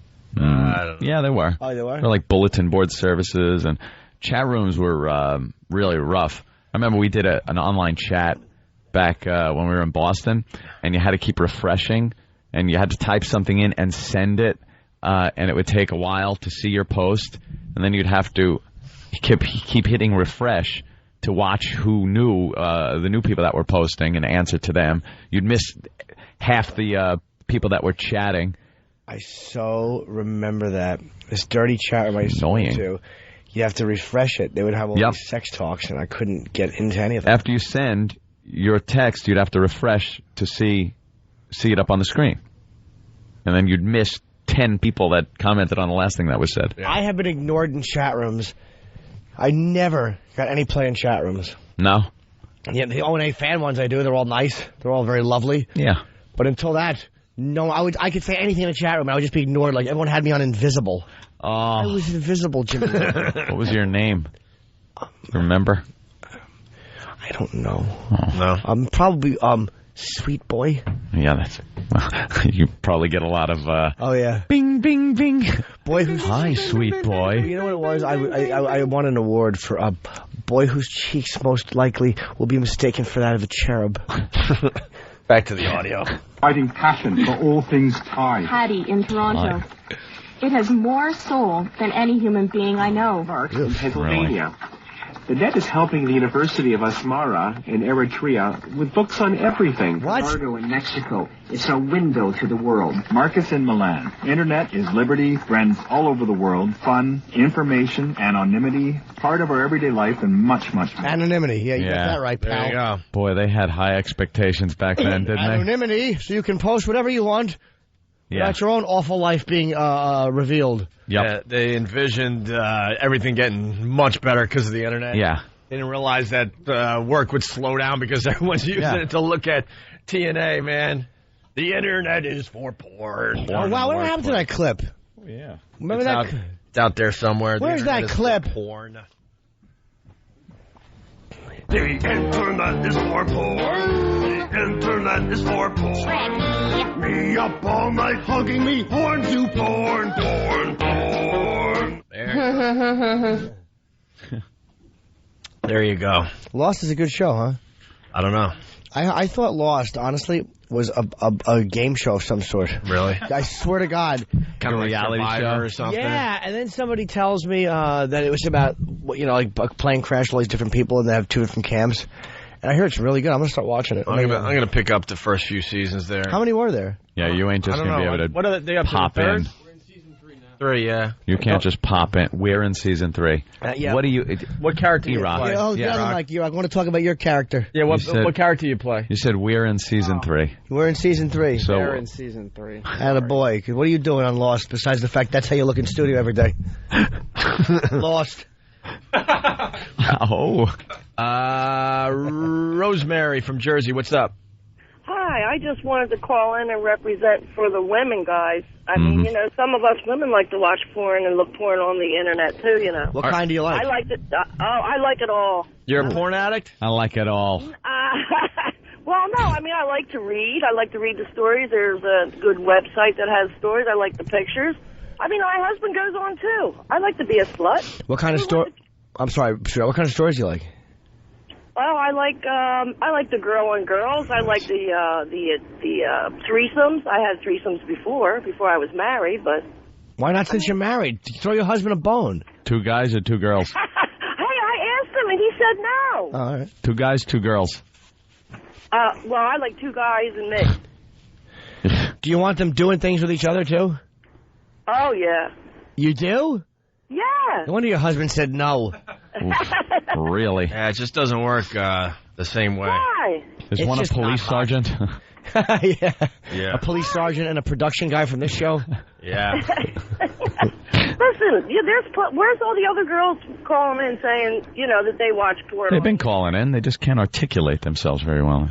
Is that what it is? Yeah. Yeah. All right, Rosemary's a slut, and she loves porn. Thanks for calling. Thank you, Angel. Salute. Let's go to Detroit. We got some action in Detroit. We got a buzz growing in Detroit. Yeah, a little bit. Go Tigers! What's up, Steve?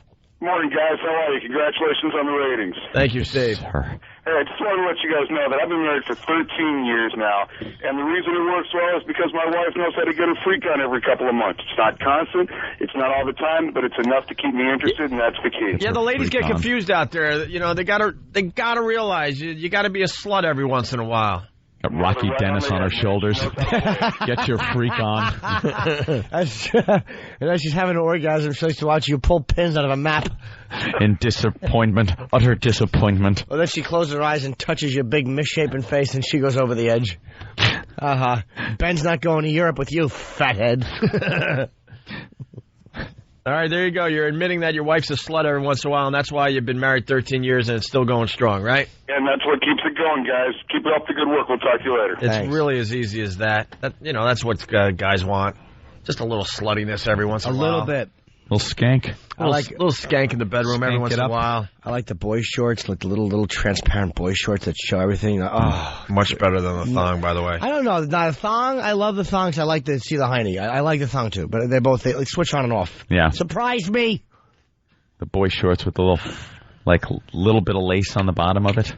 Yeah, lace. Like the solid ones. I don't mind the lace, or I don't need it. Lace is fine. Lace and they're not cut necessary. very short, so you can see the top of the buttock. Yeah, that's like the little hot pants. Right. Hot pants, little satiny hot pants. Hottie pants. All right, it's the O&A virus spreading across America on this fine Whip 'em Out Wednesday. Yes, Jimmy? I have to plug something real quick. Yeah, go ahead. This weekend, I leave tomorrow for Friday, Saturday only in San Francisco, Cobb's, 415-928-4320 for Friday and Saturday. And November 10th, I'm at the Hammerstein here in New York. Ticketmaster. Thank you. All right. We'll be back. The Opie and Anthony Fatty Pig Fatty Contest began like a stampede of hungry rhinos. But now it more closely resembles a sleepy, winded elephant.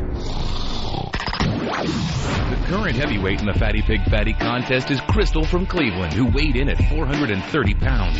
We're so sure there's someone bigger out there, we put up a fatty finder's fee in the amount of $1,000 to the person who brings in the heaviest girl by the end of the contest. So grab your sonar equipment and find us a whale. Remember, the heaviest girl at the end of the Fatty Pig Fatty Contest gets $10 for every floorboard-shattering, tear-inducing, self-esteem-destroying pound on her body. Bottom girls, you make the rockin' world go round. Go to opieandanthony.com for contest details. Sponsored by H57 Hoodia. Hear what everyone else is talking about. O&A Uncut and Live, continuing the show on XM Satellite Radio starting at 9 a.m. Eastern. Visit xmradio.com to subscribe.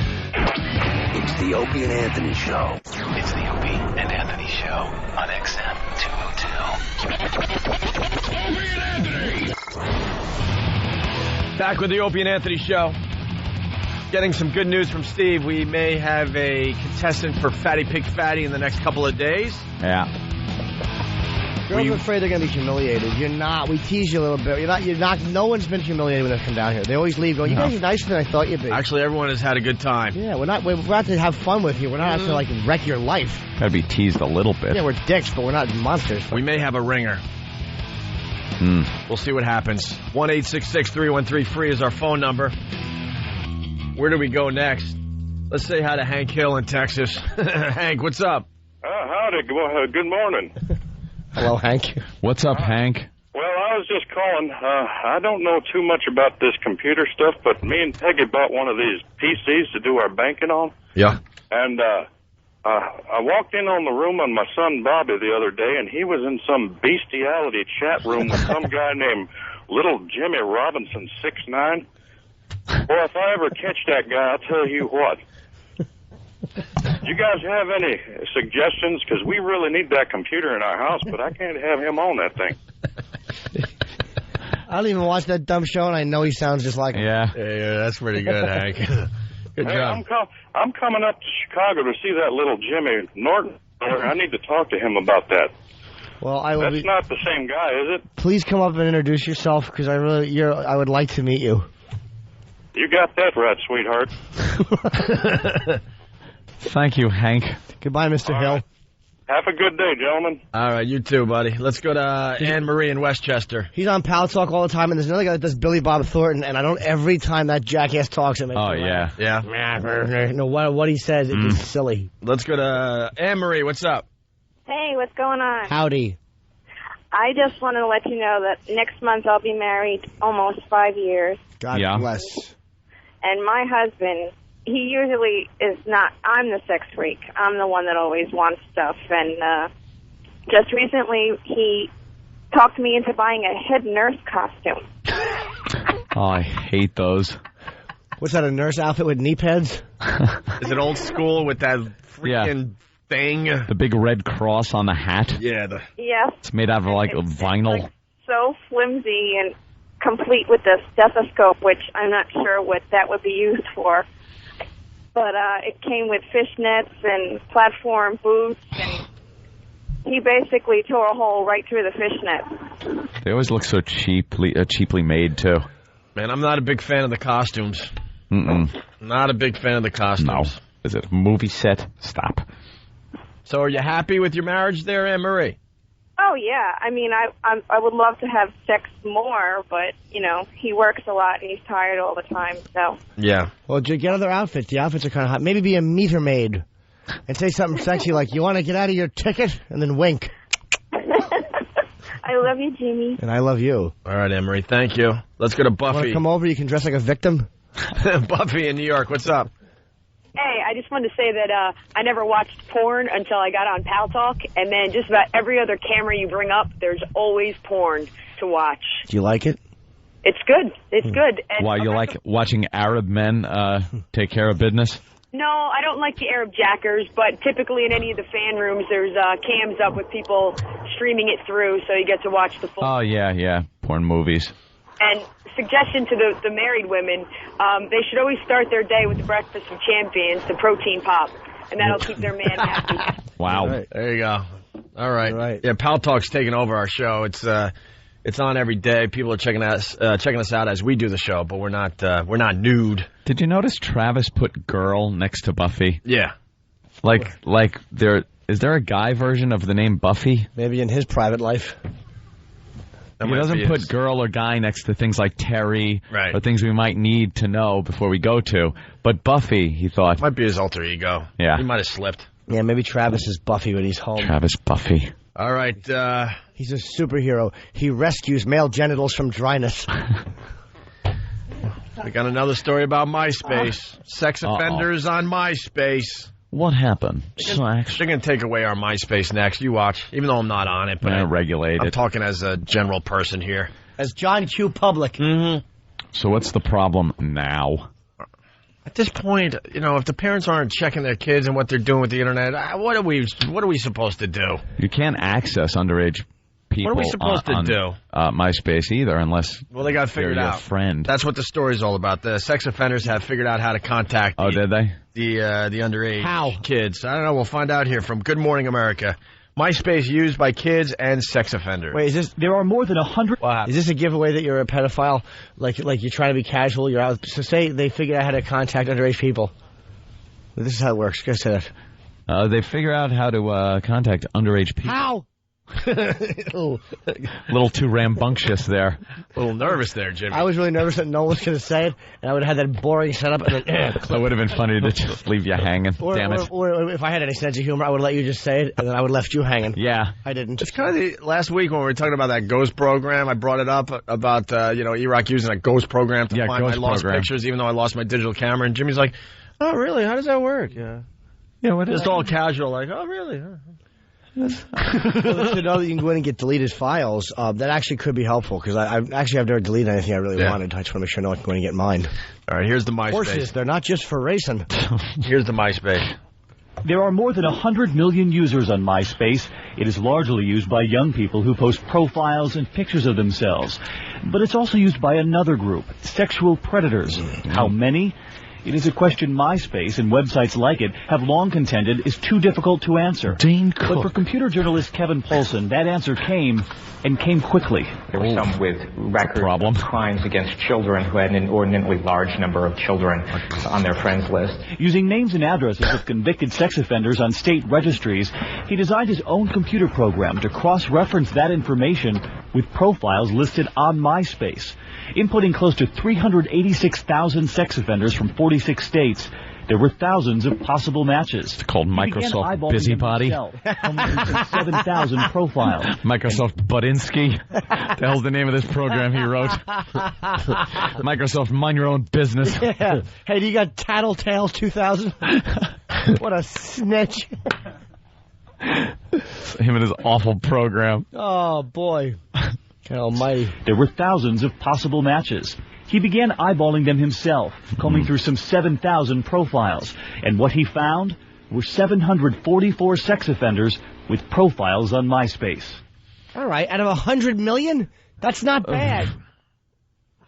Not a bad average. Yeah, exactly. This should be more, as a matter of fact. Get with it, sex offenders. Stop being so lazy. Less than is in this room. We got an example of a sex offender finding young boys on MySpace. Oh, dear.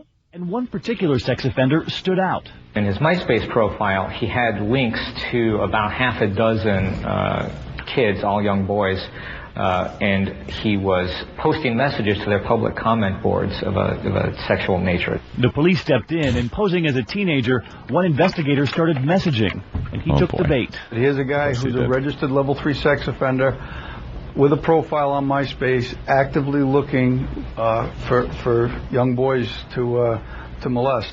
The husband and father of 5 is now behind bars. Father of 5. MySpace says it's been pushing for federal legislation that would require convicted sex offenders to also register their email addresses. MySpace even testifying before Congress about the difficulties in policing these types of sites. But child advocates say this most recent case proves that MySpace and websites like it can do more right now. Guy's got 5 kids. He's got his own farm system. What's he doing?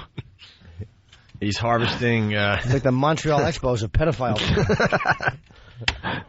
There you go. Well, MySpace always in it. Yeah. Always bad. I like the idea, and these stupid civil rights advocates don't know the difference between genuine civil liberties and what we deserve as free citizens and protecting a pedophile. And real protection. Like, I guarantee you some organization is challenging the constitutionality of email registration. Yep. Right. These stupid people. And you can't just get another one. Yeah, I'll register this email.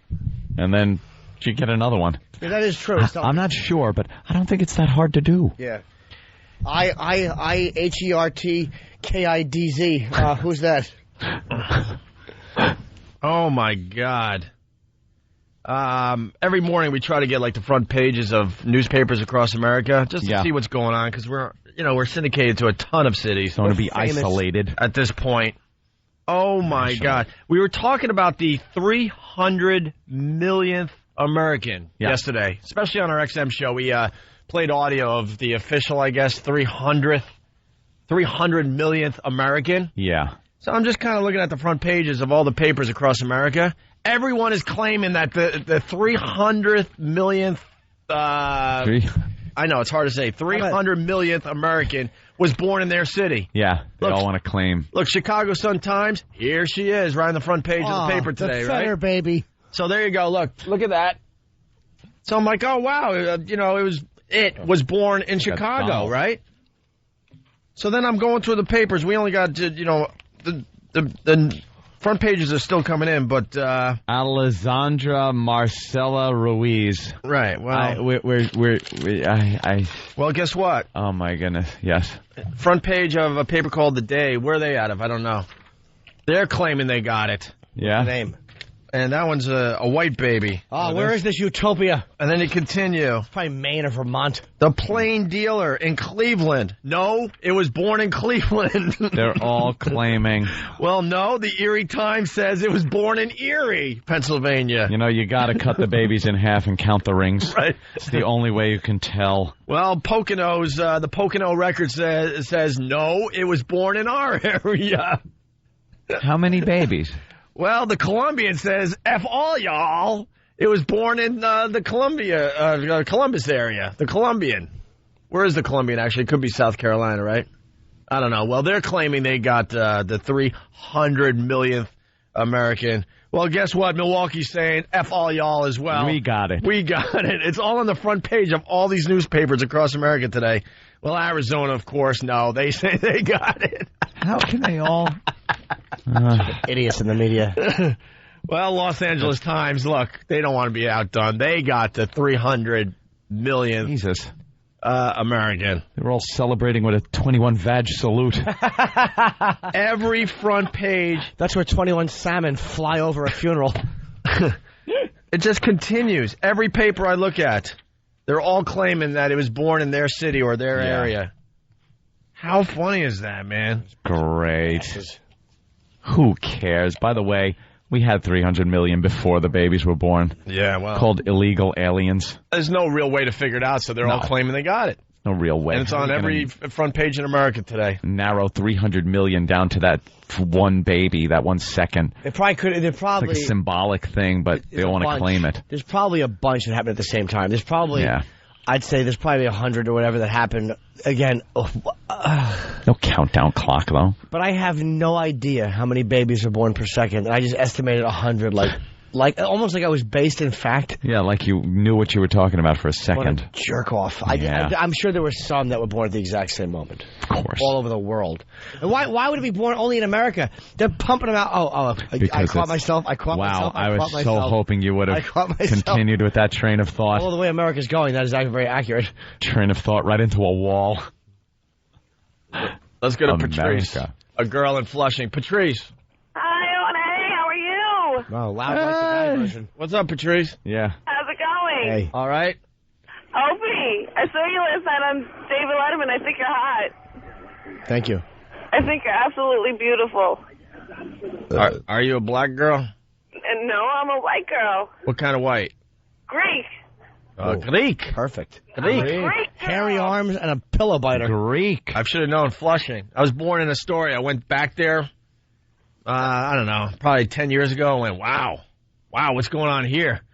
Yeah, it's mini Greece down there. A lot of Greeks there. Mini Greece down there. It's Greece. Are you fat? I heard there's more like Greek people in the Queens area than actually in Athens. Was I asked if I was fat? Yeah, Eric asked you that. Yeah, man. No, I'm 125 pounds, and I'm 5'6". Nice. Well, thank you, Patrice. I forgot that the Letterman thing reran last night. I really enjoyed it. You guys were great. And I can remember when you... Enough of her babble. Yeah. I stayed up and watched it like an idiot. Baby born every 7 seconds, according to the thing. Every 7 seconds? I'll bet a couple of them on a clock. I bet you a couple of them came out at the exact same moment. Yeah, 2 and 14. It's yo. It's probably like 1,000. They're all claiming that it was born in their city. That's the point we're making today. I think that's hilarious. Because I almost bought into it because I see Chicago Sun-Times. I take a look. There it is. I take a look at the Chicago Sun-Times every day, right on the front page. There you go. Chicago, congratulations. Gotta be. And then it flipped over. No, Arizona, L.A. It just continued. They're all claiming. They're all claiming. All right, Halloween right around the corner. It's time for the Halloween stories to hit the news. When are they going to scare the hell out of us with the Halloween candy? That should be happening any day now. The Halloween nightmare stories about what can happen to your children. Right. Tune in at 10. Don't buy into the fear, people. Don't buy into the fear. That's right. Just send those little bastards out and let them get what they deserve. Razor blades in the apples was always the big scary thing if you want when I was growing up. If you want to read a great book, Culture of Fear, it's amazing. Yeah. And they have a chapter on the whole Halloween thing and how the news scares the hell out of you every Halloween about the candy and the creeps that are out there. Is it out in a movie? And what? Is it out in a movie? No. Nah, forget it. You got to do some of that old-fashioned reading. I can't. And actually, this guy did all sorts of research, and he went back as far as kids dying around Halloween and stuff, and they found out that they found like one death. Now, I read this book a few years back, so, if I'm slightly wrong, but it was about one death that was actually because there was a creep out there with the pins and the razor blades in the apple or poisoning the kid with Halloween candy. And then there were a few more cases, and when you dig deeper, it turns out that the families killed their own kids to get insurance money. Around Halloween. They figured this is safe. We'll poison our kid with Halloween candy. Alibi, we'll blame it on some freaky neighbor or someone in this neighborhood. Yeah. And then they dug deep. They got the detectives involved, and they found out, no, they killed their own kids around Halloween to get insurance money. God. So all this fear they throw at you on TV is complete BS. That is a creepy thing to do. It turns out it's pretty safe, believe it or not, out there. No, I was saying, oh, my God, like how brilliant. Very interesting book. The Culture of Fear. Yeah, because growing up, all you heard about were the razor blades and the apples. And apples, you threw those things away right away. Some old bag giving you apples anyway. Yeah. Come on, stop. Give her a Macintosh right across her cheekbone. Where's the candy, you dummy?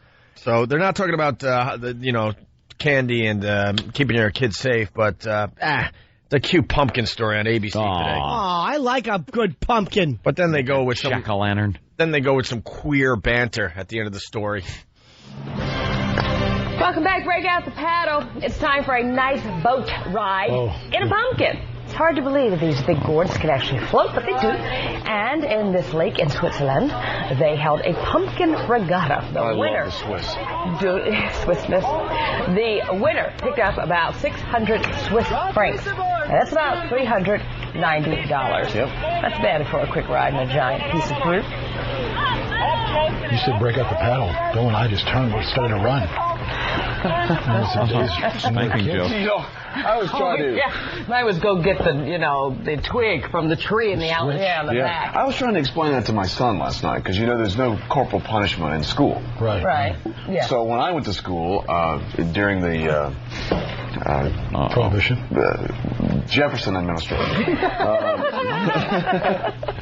was trying to explain. My son was, what was like 5th grade like for you? And I said, well, he said, did you like your teacher? I said, well, I had a teacher, and I really didn't like my 5th grade teacher. And I said, he goes, why? I said, well, because she paddled me once. Because I was talking in the lunch line. I got paddled. On the tush? Yeah. Oh, yeah, I got it. Oh, yeah. My son was like, this is the news? Talking the lunch line. Who cares?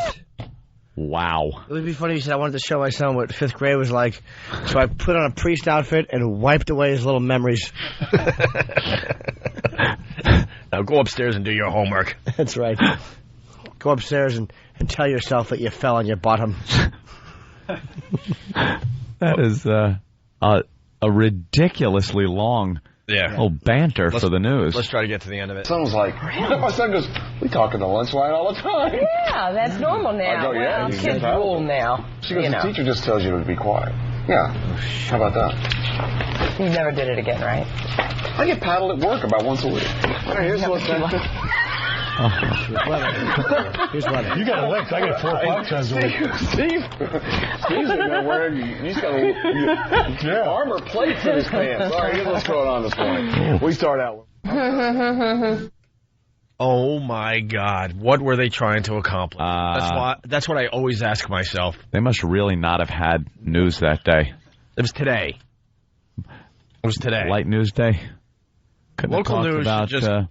Wesley Snipes a little longer. Local news should just close up shop. Just close up shop. Yeah, we all watch national news now. CNN and Fox. By the way, Bert and Philly, the Philly Inquirer is saying they just missed having the 300 millionth baby. Just missed. Or it's not a baby, American there, Bert. American. The one they were watching was born 2 minutes early. And then he writes, gotta love self-hating Philly. She couldn't hold it in a little longer. All right. Don't push, squeeze. I bet you Boston had it, but the kid was black, so they decided just leave the story. That's right. That's Boston. Yeah, no, we don't need this. Yeah. We don't need this on the front page of the Boston Herald. We got a reputation on uphold. Get an Irish kid. All right, it's the O&A virus spreading across America. Hi, I just got wowed. It was great. I'm not supposed to talk about it, though. I gotta go now. Introducing the Opie and Anthony Wow Line. If you get wowed, we want to hear about it. Call 866-WOW-ME-05. That's 866-WOW-ME-05. And tell us all about it. And if your message isn't too stupid, we might just play it on the air. Opie and Anthony!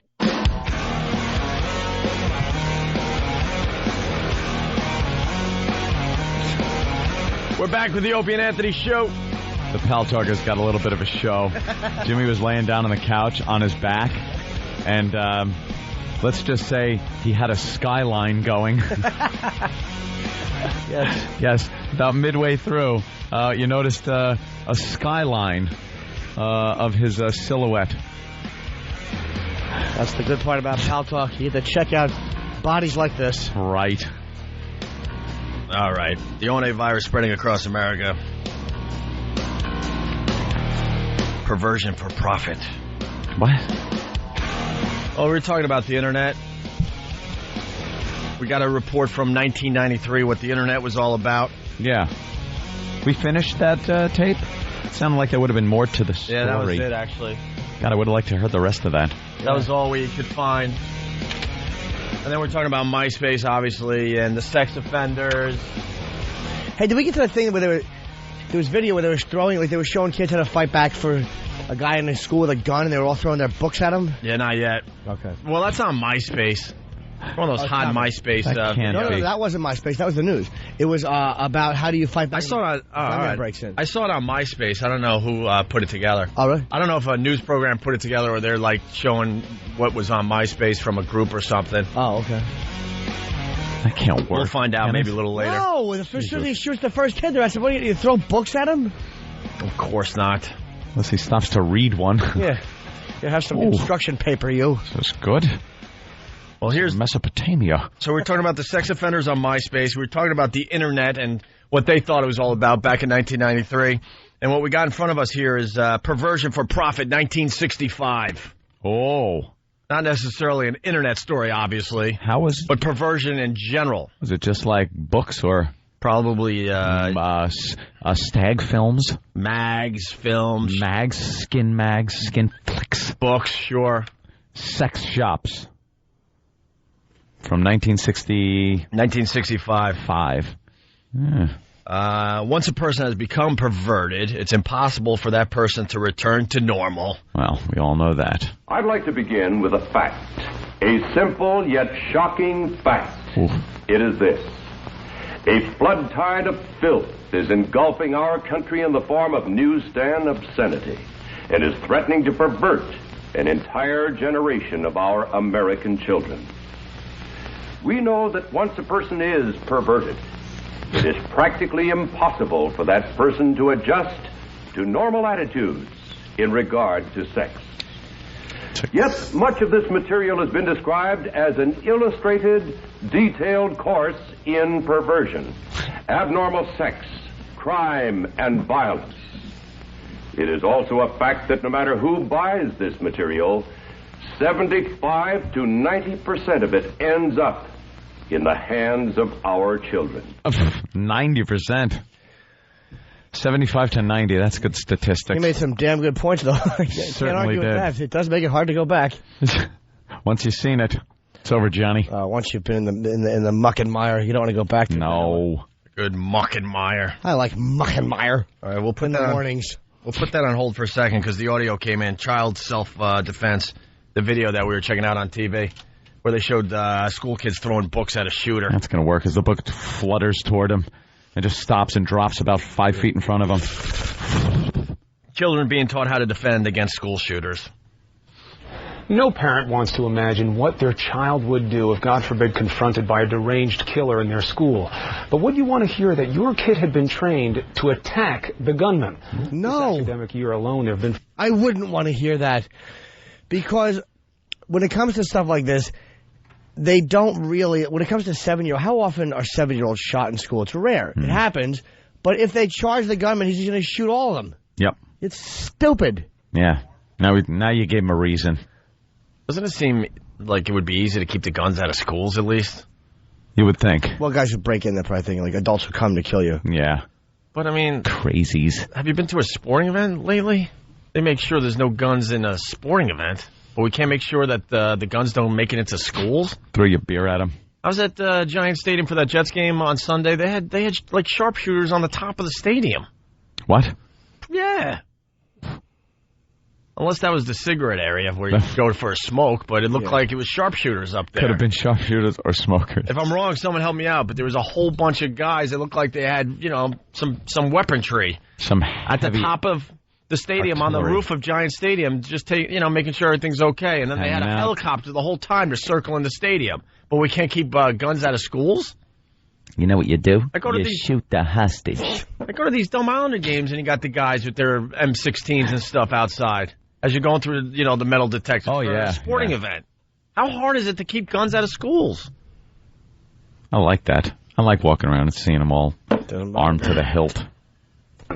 This academic year alone, there have been 14 school-related shootings, and violent deaths often occur. So what should your child do? It's a legitimate question, and it's one that has a Texas security company now coming up with a controversial answer. ABC's Mike Von Fremd has more on this trend. This training video shows Texas students being taught how to swarm a gunman in their classroom.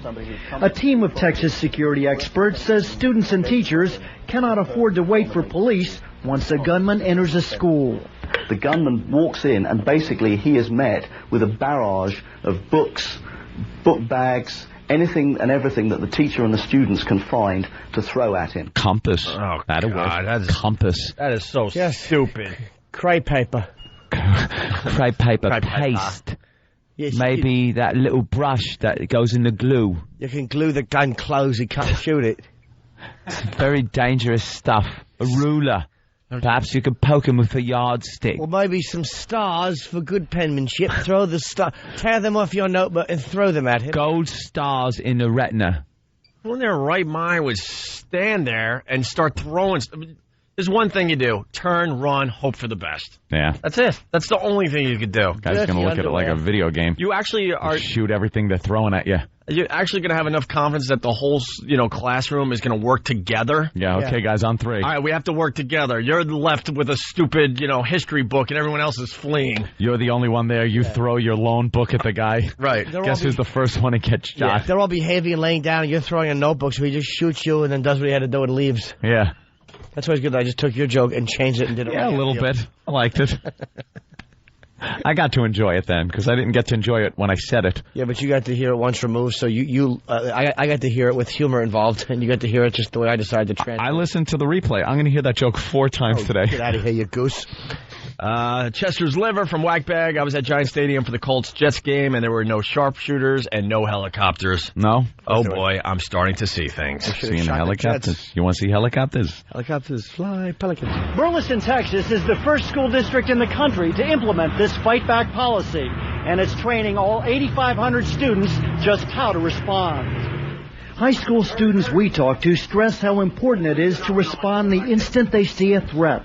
Get him, distract him, get up, move around, throw them books at him. But outside of Burleson, Texas, school safety experts are appalled at the notion of students being trained to storm a person with a weapon. to expect children to analyze and then make appropriate decisions like this is a tall order. So far, parents, teachers, and most of all students support Burleson's Take Charge policy. I think the policy is really smart. It's just like 9/11 whenever they were on the plane. Officials say they are spending about $15 per child for a training course that is a powerful deterrent. Pretty cheap. $15, you could buy him a shiv. Yeah. Something he could really use in the school. Or get him some tutoring. That's great. That's just stupid. Little kid in the back of the room. I've got my book. I'm ready. Let me know when I should take the shot. I'm ready. I got him. Take the shot. Throw your milk at him. Maybe one of the straws will hit his eyes. Yeah. A drink box. A juice box. If it lands correctly, could put an eye out. If it lands incorrectly, you're all dead. Sounds like No Filter Paula guy. That is the dumbest idea. Let's go to James. James, what's up? Yo, what's up? Opie, man. You're the dope of the day, bro. Yeah. Yeah, Giant Stadium has a roof, huh? Yeah, it does. Oh, yeah? Yeah, not over the whole thing, ass. Around the edges. Well, you wouldn't say it's a roof. It's a roof over the luxury boxes and all that. There's a roof on Giant Stadium, so who's the ass now? It's a roof. Oh, yeah, and they have a rope and then they climb down to the 50-yard line. Anything else, James? James showed you. There's no roof at Giant Stadium? Of course there is. It's around the perimeter. Thank you. It's what covers the luxury boxes. And you ever sit in a seat and you got something over your head? It's called roof. Roofs are important. Yes, they are. I want to talk about that on XM for an hour, about the importance of roofs. And how we need to continue the idea of them. Don't take away our roofs. No, we're roofies. Those are even more important. What's the use of having a roof if you can't have sex with a sleeping person under it? Well, actor Wesley Snipes is a wanted man tonight, wanted by the IRS on charges he owes them $12 million. U.S. attorneys announced at a news conference in Florida that Snipes was indicted, facing 8 counts of federal tax fraud, including failure to file tax returns for 6 years. The IRS says he has not been arrested yet because officials don't know where he is. He owns a home in Windermere, Florida. If convicted, Snipes could face up to 16 years in prison. He's not going to jail for 16 years. What an ass. Yeah, How do you not pay your taxes? This is a whole thing without even just not paying taxes. He hooked up with some weird scheme, some group that had this scheme that said there's a law in this country that you don't have to pay taxes unless you made the money overseas. So he fills out this refund form for $12 million. Like it said, refund owed to you, and there was $12 million in there. I could see maybe $18, you know. Maybe they're not going to, the red flag ain't going to pop up. If the IRS is going to have to shell out $12 million, I think they're going to look at that a little deeper. What a dope. I could see if you're making like $50,000 a year and you're struggling, like, all right, I'll try something. This sounds good. My friend told me about it. He says he got a refund. Let me give it a whirl. Why would you take that chance when you're set for life? He's Wesley Snipes. He might be He's broke. Stupid. A lot of these guys go I broke. think he is, yeah. They were talking about him and Rogan were supposed to have a fight, Joe Rogan. If he's at that point, I think he burned through some of that cash. Burned through some of that jungle fever cash. Backing up a little bit, John in Queens. John. At his parents' house doing that wacky dance in front of the father. No, that was Samuel L. Jackson. Yeah, it was the Gator. Gator, you need a bath. Gator. Go ahead, sir. Let's go. Doctor gets home. Let's go to John in Queens. John. What's up, Owen? Hey. Hey, yeah, I'm just talking about, you guys talking about people, how they're teaching kids to fight back in school. Yeah. I'm a cop in Brooklyn. That's the most retarded thing I've ever heard of. You know, I just want to know what kind of drugs these people are smoking. I want some of it. Well, they're saying it's very controversial, so I think most people with a brain are realizing that they wouldn't tell their kid to go, you know, to face the shooter. I would tell my kid, I'm like, listen, bend over, put your head between your legs, kiss your ass goodbye, just cry. That's it.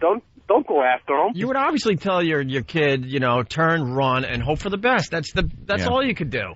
The only time you should fight, I think, is if they're trying to take you to another location.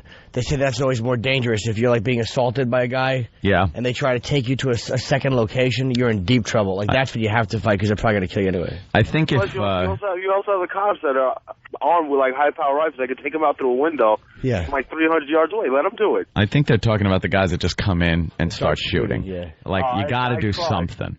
I mean, but these kids are crazy. Well, you talk. Hide behind the retarded kid. That's the philosophy.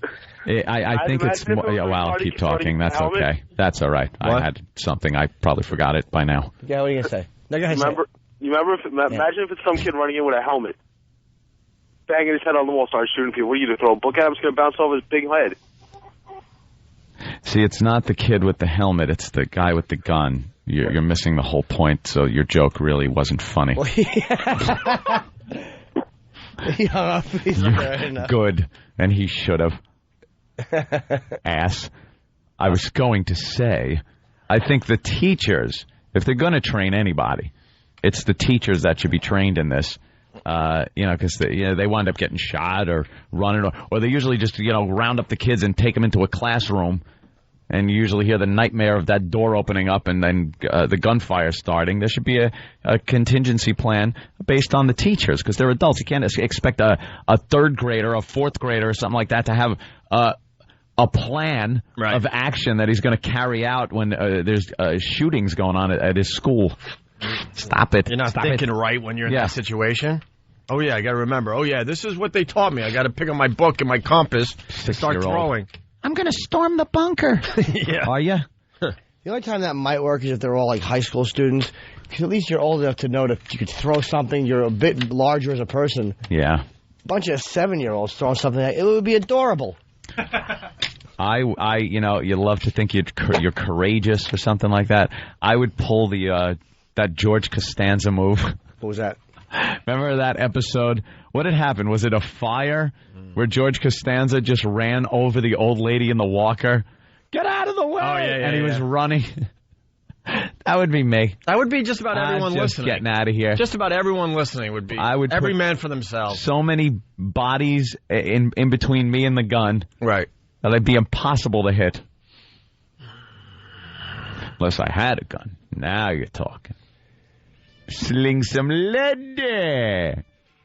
Hey, they're showing something on TV in 2020 about suicide jumpers. Wasn't there a guy that made a movie where they filmed the San Francisco Golden Gate Bridge and all these guys jumped off? Yeah. What happened to that? That was a while ago. We talked about that. Nothing ever happened. Do we know who did that, or if anyone is a guy set up a camera on a Golden Gate Bridge, and he said that he was just filming traffic patterns and things like that, but he was filming suicides because it happens so regularly. Yeah.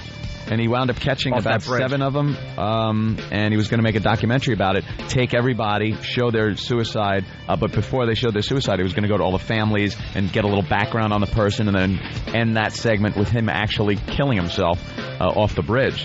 And the Golden Gate Bridge Commission was really pissed because he got that permission to do that under false pretense.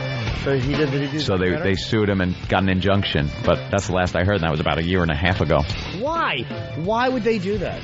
Because they can. It's their bridge. It's a Golden Gate Bridge. Yeah. You know, when I was in San Francisco, I thought you were going to say Vietnam, and I had my inline skates, and I wanted to skate over the Golden Gate Bridge. Check out the bridge, go to the other side, and then come back. I wasn't allowed to. They have a bike path, but you're not allowed to take your skates across. What? Really? Because there's the bike groups are very, very, very political in San Francisco. Yeah. And they were the ones that were able to get this bike path built over the Golden Gate Bridge. And they have strict rules, and you're not allowed to, use your inline skates across the bridge. I actually had a cop stop me. I thought he was joking. He goes, "No, you're really not allowed to do this." I'm like, "You've got to be kidding me! It's a bike path." Well, it is San Francisco. Yeah, what a bunch of... I'll be out there this week. I'm going to smack some faces. I'll crack some heads. You can't remove the seat and ride it from rollerblades. Maybe that was the problem. Well, biking is huge in San Francisco. Sure it is. Potholes encouraged. And there's just bicycle seats littering the sides of the road. Yeah, and don't need this. They've turned into a huge political group, though. These bike groups. I call this the C blocker. We ran out of our music. All right, we got to get out of here, man. Yeah. We continue on XM. If you're not joining us, have a great day. Cheapo. Hey, what's up? It's Louis Twitchell's Centenny. Shut up! Tourette's Day is coming to the Opie and Anthony Show, which is to say that we've discovered a new excuse to point and laugh at people who are different. To help us understand a little bit more about Tourette's, we've enlisted the help of hearing-impaired Chicago reporter Karen Meyer.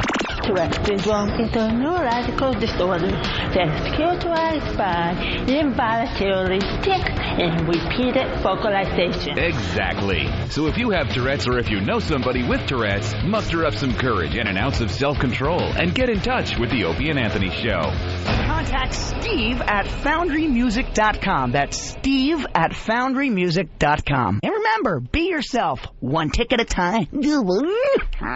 Tourette's Day. It's the Opie and Anthony Show. The Opie and Anthony XM walkover begins now. Is that Steve. Yeah. They're going to call it the virus? Huh? They're going to call it the virus? Yeah. I just don't understand. And I love the intention that they want to switch it. But I have to stress, I don't understand why you wouldn't have the name Opie and Anthony in the channel when that's what will sell units on the packaging for name recognition. No one's buying anything because of the virus. That's fun for fans and for us as a show. Shut up. I love it. I think if we keep branding, they call it, branding the show as the virus. That's true. Then it'll work out for the best. Know. Your lips to God's ears. Steve dropped his BlackBerry. Your shoes untied, E-Rock. Yes. Please tell me it's smashed into bits. I went to grab what I thought was a trout out of a puddle. Hope that stupid BlackBerry with fucking all the male pornography connection names he has in it fell right into the water. I'll glue it back together with honey. I had forgotten to hot sync. I hope he has 6 numbers out of 12,000 saved. That forgetful douche. I didn't hot sync for 3 years. But well, it is a warmer day anyway. Yeah. Still gray. A little miserable. I want to see who's in this box. We have to set fire you don't. to this thing. We did just set fire to it, and your box is on fire. See if he runs out. That's a quiet day. Yeah. Sir? The sidewalks and streets are all wet like it when they make a movie. Always they hose down the New York City streets and steam comes up everywhere. I think kind that's of what it to keep looks the like lights today. from bouncing, right? Is it? Every look at how many outdoor scenes. Yeah, they always got the water. It's got to be something to do with the lights. Or maybe it just looks cooler. Yeah, maybe to get the garbage off the streets. Oh, I don't know, man. What do we know? What do we know? We're talking like we're experts in filmmaking. We don't even know what to do with our hands. I know what to do with my hands in my audition yesterday. Look at 1950s hat. Where? What the hell is it? Hey, Clark Kent. He's going to persecute a Negro for eyeballing a white woman. 2 weeks. 2 weeks. She lost weight. 2 weeks. Oh, look at that guy trying to keep his jog going as he crosses the street. Oh, I know. I hate those people jog in place. Just stop for a second. If stopping for a second is going to have you cramp up. Who's beeping? Truck. Oh, hi, it's a fan. He's just a fan. Ugh, those are to throw somebody under his wheels. Perhaps this gentleman here. Wowee. Look at you. She's a tourist, I would believe. She's dragging luggage. Look at this. Can you please stop looking at me? Thank you. Oh. She's an Asian man. That's great. That's right. Look away. That's it. Look that way. She should be throwing a pointy hat in a helicopter. I'm kind of hungry still. Yeah. This ain't your show, Elias. Have a kiss? Walk, don't walk. Walk. No kissing. Unless you want to go undercover. Catch some gangs, me and you. Go to the park bench. Arms around each other. I'll call you Sarge. Each other in a rest area. But no, we thought gangs were here in this stall.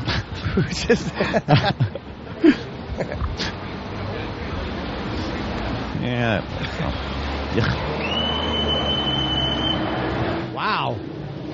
That's a good whistle. There's a lot of fans That's a heck of a whistle. along the walk. Fucking. Well, that was a whistle for a cab. I know. I want to hear it do it again. Shining. Guy should have an axe in his chest in a hotel somewhere in Colorado.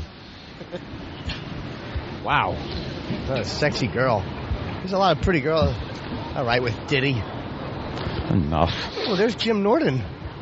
Oh. And Aretha. Nothing really going on today. You can say that again. For the walk. You dropped something. Bald douche. Totally got him. What's that, his old school Spalding bag?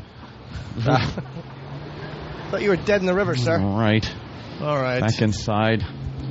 We'll see you guys upstairs. Upstairs. Opie and Anthony. They are the most vile, despicable human beings in the country. Creeps, ankle biters. Obviously, the strength is their ability to turn mistruth into something people would believe. Wow, how long is this guy going to continue to babble and say nothing? All day long. Shut up. All right, here we go.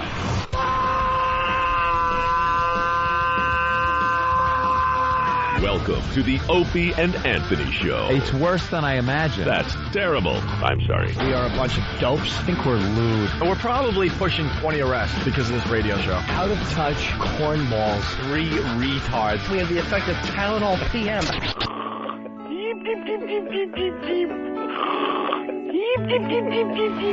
Opie. You know I could have been a model. Anthony. I'm gay. James Norton. I like yogurt. Robert Reed.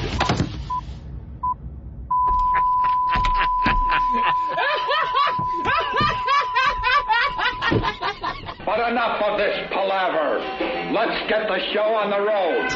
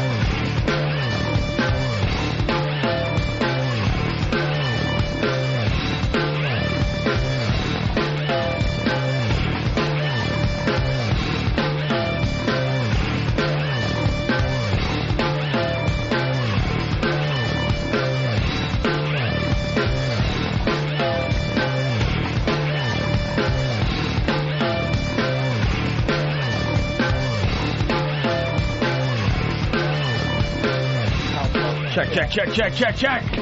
Checking all systems. It's a go. Second half of the Opie and Anthony Show. Now those phones are up loud. Let's say hi to Schwoogie. Schwoogie, what's up? Hey, fellas, how's it going? Hello, Schwoogie. Right before you left Free FM, you were talking about the movie called The Bridge. Oh, is that what it is?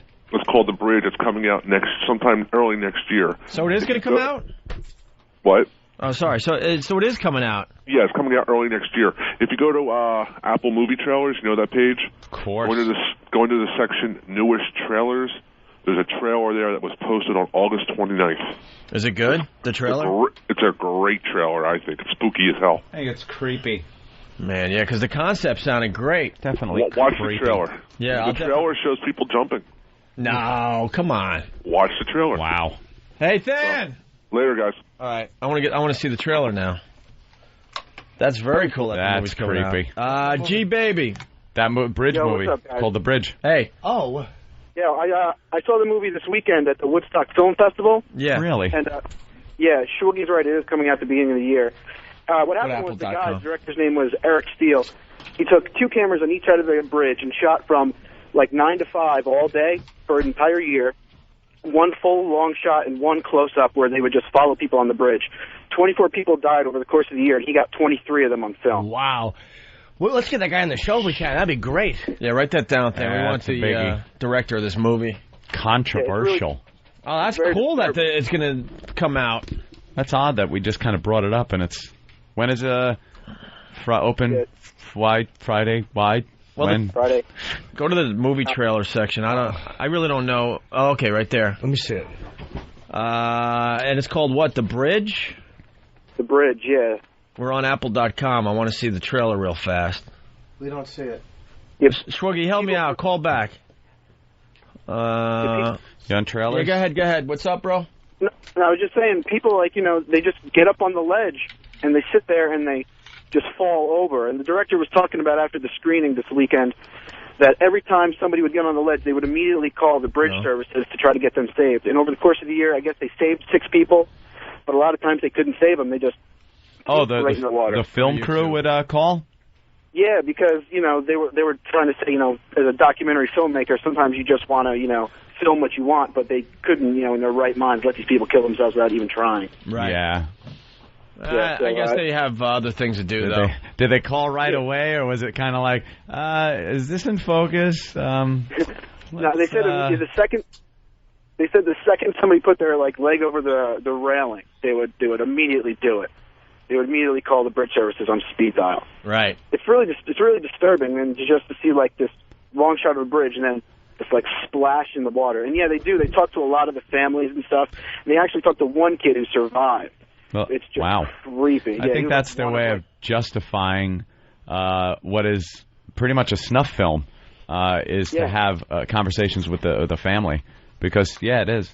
Fucking snuff film, man. People come here from all over the world, the trailer's saying. Yeah, it's the #1 place that people... Trailers are saying. I guess they come from all over the world to jump, not to visit San Francisco for the sights and sounds. Yeah. It's to kind of make a statement, big bridge. And there's no railing. Apparently they talked to some committee to try to get a railing to go up, and the bridge committee won't do it for some fucking reason. Who knows? Well, they're showing a kid on the edge of the bridge. Did they shoot that for the trailer, or is that an actual jumper? They're an actual jumper. There's a kid with the long hair.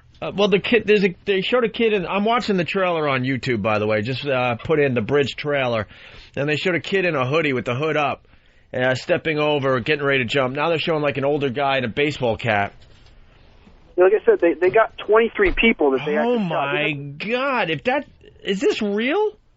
Absolutely. Or did they just do it for the film? They showed a guy contemplating, thinking, and then they showed him, stepping over the rail to get ready to jump. Here's another one. It looks like a woman with long hair in a black leather coat, getting ready to jump. Holy crap! I gotta see this movie. I don't want to watch that. They're not showing them actually jump. They're fading out just before they jump because they want you to go. These are actual jumpers, though. It's a documentary, obviously, right? Yeah, documentary, real jumpers. The guy with the black hair, the whole movie sort of filmed around him. Apparently, the director sort of just followed him because he's an interesting guy for 93 minutes. And that's how long the movie is. And he's at the end of the movie. Don't say the end. Don't say the end. Yeah, don't ruin the ending. Don't. Coming soon. I got to see this movie. How do I see this movie? How does one see this movie? I saw it at the film festival this weekend. I guess they're doing that sort of thing now. And get Roland on it. Yeah, where's Roland? I'm sure Roland will go through his contacts. I want all inquiries made. Roland, we need you. Roland? What do you know about a movie called The Bridge? Go. I don't. It's a documentary about suicide jumpers in the Golden Gate Bridge. Golden Gate Bridge. Okay. Can you get the director? Yeah. We'll promote the hell out of this film. It looks really interesting. Yeah, we'll promote it on CBS. Creepy. It's a snuff film. He's going to have to take some guff from me. Oh, I don't know about that, Ann. I think it's more just a documentary into the human psyche about the bridge and the fact that people are jumping. No, That looks really good. That's chilling. What's really chilling. What's really creepy is you're watching them, and you're watching them stand there for a second, and you know they're just going over it. Like, whatever it is, she left me. She's gone. She's sleeping with him. All right, Roland, there's 2 things you got to do. You got to get the people behind the bridge on our show what is that noise? immediately. Hold on. That's much more important than getting Elizabeth. What is that noise? It happens every day. Is it my... It might be your BlackBerry. Yeah. And all the BlackBerries kind of make that noise in the mics. Oh, man. Don't throw it. What happened? You got two jobs. You got to find the people behind the bridge, the director. I want to find out about this movie. Okay. And also maybe because I only care personally, I don't know, but I want to get Alice in Chains, the new version of Alice in Chains. You can't be Alice in Chains without Lane Staley, but they're attempting it. And they got a black lead singer, and supposedly sounds just like Lane Staley. Really? I've been checking out the videos on YouTube, but it's frustrating because the crowd just sings along with every Alice in Chains song, so you can't really tell how good his vocals are. But they're playing the Electric Factory next Thursday and the Nokia Theater here in New York City, November... Okay, yeah, I'll call... 1 and 2. 1 and 2, November 1st and 2nd. Did you want to go tickets for those? I absolutely want to go to the shows, and I also want to get the band in to perform live. Okay. That would be freaking cool, acoustically or something. Okay. Why would that be tough? I don't know. Getting them in live, I would love it. I think they have nothing to lose, though. Yeah. Yeah. Well, Live Nation's a fan of the show, and they do like... I think Jerry Cantrell would go for it. Yeah. That would be great exposure on the CBS end. Get them to play a couple songs acoustically with the new singer. Yeah, interview and that, yeah. I'm a little frustrated they're going on with Lane. They should call the band something else, but I want to see what they're all about. Okay. Well, it's like AC/DC went on. You know, it's a bad example because he was bigger than Bon Scott was. Yeah. Is that you never know what they're going to create. I'm trying to think. Is there any other bands besides AC/DC that were bigger after their lead singer dropped? Well, Iron Maiden, but he didn't die. Dion didn't die. But they went on with right. There are other ones, too. Van Halen. There's a lot say that, they did more with Sammy Hagar than David Lee Roth. Stunk. They did. Can't trust the dead. What's that? Well, could this be love? Shut up. I think it was I Can't Drive 50, Could This Be Love? Yeah, like they fucking, could this be love? Overrated guitar licks and that fucking, he was great, but enough already with Eddie Van Halen. Could you hear Eruption? Yes! Coming soon, New York on October 27th, the bridge opens. Oh. October 27th is what? We got another week, right? And then is that a Friday? Thing. Or Friday? Why did we bring that up? And it's opening I'll tell you why. This week. This is the way my mind works. Let me put these on first. I was sitting there, dude, and I'm thinking to myself. No, I saw it on the fucking television. There was something about Did the you? Bridge. No, I just saw the goal. I'm like, why didn't we ever? I didn't hear about this for a year. Like a year went by since we talked about it. There was a bridge on the TV, and it just reminded me of. Wasn't there something? It clicked a little something inside me, Anthony. Anthony, I don't believe in coincidence. It's great the movie's coming out because we thought they squashed the project or whatever. Fate. Is it Friday the 27th coming out? Yeah. Yes. I'd like an answer. That's pretty cool. I'll be. Let's say hi to Dale the trucker. Dale. What's up, gentlemen? Hey, Dale. Over you. Oh, wonderful. I was calling to comment about, you were talking about the guy that took over for Lane Staley with Alice in Chains. I saw them in Houston 2 Sundays ago at the Buzz Fest, and the guy, William Duvall, I'll tell you what, it's very creepy to hear this guy sing. You close your eyes and you swear to God that Lane was up on stage. Do we have any? Yeah, can we get some off YouTube? I want to hear some. Sure. Not live. Is there any studio from these guys I don't yet? Think, well, I don't know. Maybe someone else would. I want to hear. All right, even live then.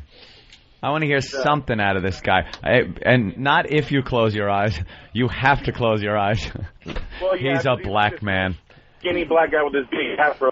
He's got an amazing range, and he can hit the notes and hold them just like Lane did. So it's kind of creepy. Where's this guy from?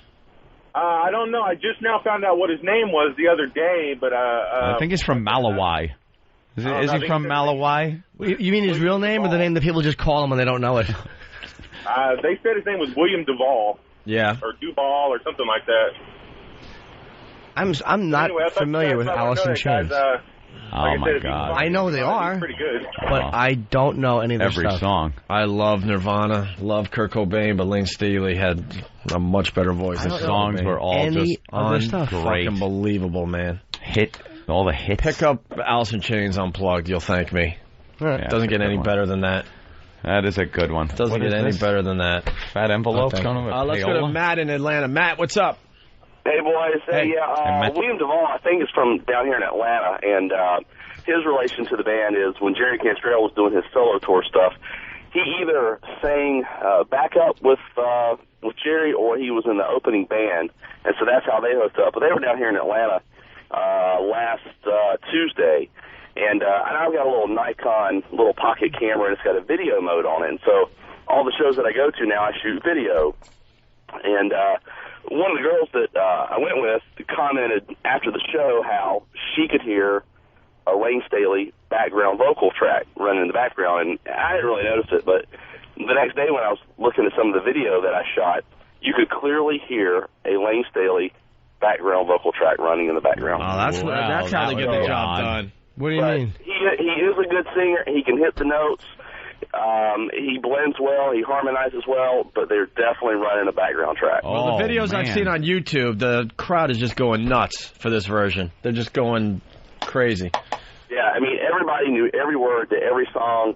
It was probably one of the most satisfying concerts I've been to. You know, I'm 32, and I grew up in that whole, you know, grunge thing, and I'm like you up, you know. Gen X. You're a Gen Xer. Absolutely, absolutely. And, you know, STP and all those guys, so it was very satisfying to see it, but a little, I don't know, mixed emotions, a little bit disappointed they were running those background tracks, but if that's the closest I can get to seeing Lane Staley, then I'll take it. Two of my favorite bands of all time I never got to see live, Nirvana and Alice in Chains. I just thought maybe Kurt would be around a little longer. I had an opportunity when I was working at BAB on Long Island, and I blew it off, and I'm to this day pissed off I never got to see You could have went to see them back then? Yeah. Never got to see Alice in Chains or Nirvana. Thanks, bro. Thanks for the info. Sonny Ferrelli. What's up, Sonny? Hey, you're talking about bands that had famous singers before and then went to another singer and became famous as well. I think you got to put Pink Floyd in there too, because you know Syd Barrett had some fame with Pink Floyd before he went off the deep end, and then you know his replacement there. Hey, wasn't "Wish You Were Here" about him? Someone told me that. Is that true? Yeah. Okay. Actually, there was a couple of albums that were actually written about him. A lot of songs were written about him. "Shine on You, Crazy Diamond" was written about Syd Barrett. Is that a good song? Yeah, that's a great song. Oh yeah, it's a great album. Hey guys, congratulations on the ratings in Boston there. Yeah, we did pretty well up there, Sonny. Yeah. Hey, and don't forget Pesa Polka. And that man is back. And the singer you're referring to was, of course, Roger Walters, right? Roger Waters. Waters. Roger Waters. Someone on the instant feedback saying Leonard Skinner bigger after their lead singer died. No, not in legendary status. We mean with the new singer. Like when it comes to AC/DC, I'd rather listen to, you know, the newer stuff. Well, not the newer stuff, but the stuff after, what's his name there? Bon Scott. Bon Scott died. Oh, I thought this was a Curious George book. Bon Scott was very good, though. You can listen to his old stuff. I mean, he was very enjoyable. Jeremy in Cleveland, what's up? Hey guys, just calling again to give the promotion for the side of XM. Now I don't have to be sinister. Basically, you go to opieandanthony.com or your local radio station. If those fuckers decide to make WOW stickers, you put it on your car or you write it in the dirt on your car. Write WOW, you ride around, you might see a pair of tits like I did this morning after I called the first time. Did you really? Yes, I did. I saw a very, very nice pair of teardrop tits, man. She was a lovely girl. Oh, very beautiful. I love teardrop And by the way, Alter Bridge made themselves a lot bigger since they got rid of Scott Stapp from Creed. I think they're starting to take off now. No, they're not. Creed was... Yeah, I kind of like them, man. I hated them when they were Creed. I thought they sucked, but... They're much bigger as Creed, dude. Yeah, I mean, you can't even compare the two. Creed. I hate that fucking stylist. Oh, that stylist singing Eddie blows. Vedder. Like all these songs fucking Cher. Joe in Jersey. Joe. Hey, what's going on, boys? What's up, Joe? The replacement singer for Pink Floyd was David Gilmour, not Roger Waters. However, Roger Waters did write most of the stuff. There you go. That other singing style I hate. My parents don't get me. I have to go out and make a life for myself. That singing style annoys the piss out of me. There's 80 bands doing it. Yeah, it's fucking horrible. Enough. I'm sick of fucking rock stars wearing suits, by the way, and sport jackets with their fucking sullen looks and their little faggoty 1960s British hairdos. Emos. Stop it. They're called emos. They're trying to be like really like retro and yet really attractive. Fucking douchebags. Just put on a fucking... Androgynous. Put on a Kiss t-shirt and fucking rock out and then go fuck your mother. Okay. We'll do that first. Makes the show better. Because your dick smells. Let's go to CJ in Georgia. CJ. Yeah, no one brought up Journey. They got rid of Steve Perry, but they got someone that looked and sounded exactly fucking like him. Yeah. But they're not bigger without him. The point we were making is people that go on to like really big things, not bands that just survive. That, but no one else got a long lost twin though. Yeah, but I think they put out an album of new material and it didn't go anywhere, right? Well, they put out a DVD and a reunion thing, and the DVD was actually really entertaining. Some bands could pull it off, and then other bands, they just turn it into a tribute band. Journey's a tribute band at this point. My God, what a fucking piece of garbage I am. Black Sabbath went on without Ozzy. Yep. They weren't as successful, but Ronnie James Dio was really good, and those fucking 2 albums in the studio, and the live album they did, 3 albums, they did very well with Dio. I was listening to the Ozzy interview we did a few days ago. Oh, they replayed it? And, I heard you mentioning that whole thing with Dio and Ozzy's take on the whole thing. Yeah, he was nice about it. He's like, I was trying to just kind of shit on Dio because I just love Ozzy, but he's like, no, man, I like the stuff they did. Yeah, man. I'm about to turn off the instant feedback. Oh, what now? Some guy from his cell phone. Hey, Opie, when talking to the police guy, you didn't even mention Nirvana or Alice in Chains as a favorite band. Stay consistent. I said growing up, one of my favorite bands was The Police. Nirvana and Alice in Chains weren't around yet. In the 90s, you were supposed to still be a huge Police fan? What? There was a time my favorite bands were Zeppelin and Sabbath, believe it or not. And then I went on to kind of that new wave crap with The Police and early U2. The Knack? And then I got into The Knack? Then I got into the Black Crowes. Oh, you got to throw R.E.M. in there, too, unfortunately. Early R.E.M. with U2 and The Police. Why, and unfortunately? R.E.M. A lot of people were into that. And then I moved on to the Black Crowes, Alice in Chains, and Nirvana. It's constantly changing. But as far as my top bands of all time, I would say U2, Black Crowes, Alice in Chains, Nirvana, and still Zeppelin. Never got into Easily. Crowes. I know. Never got into Black Crowes. Too I don't know any of this bluesy, stuff. too friggin'. Yeah, I don't never know got any of into it. him. What's a Black Crowes song that's really popular that I probably know? Twice as hard. Don't know it. I might have heard it. And you don't know any Black... You have to know. I do. This song? I'm going to tell you that. They're good, and the voice is good and everything, but there's just something about when it all put together, I didn't really bite.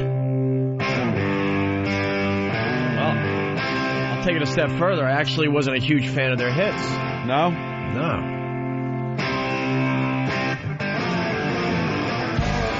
You've heard this, right? A slide guitar going on in there.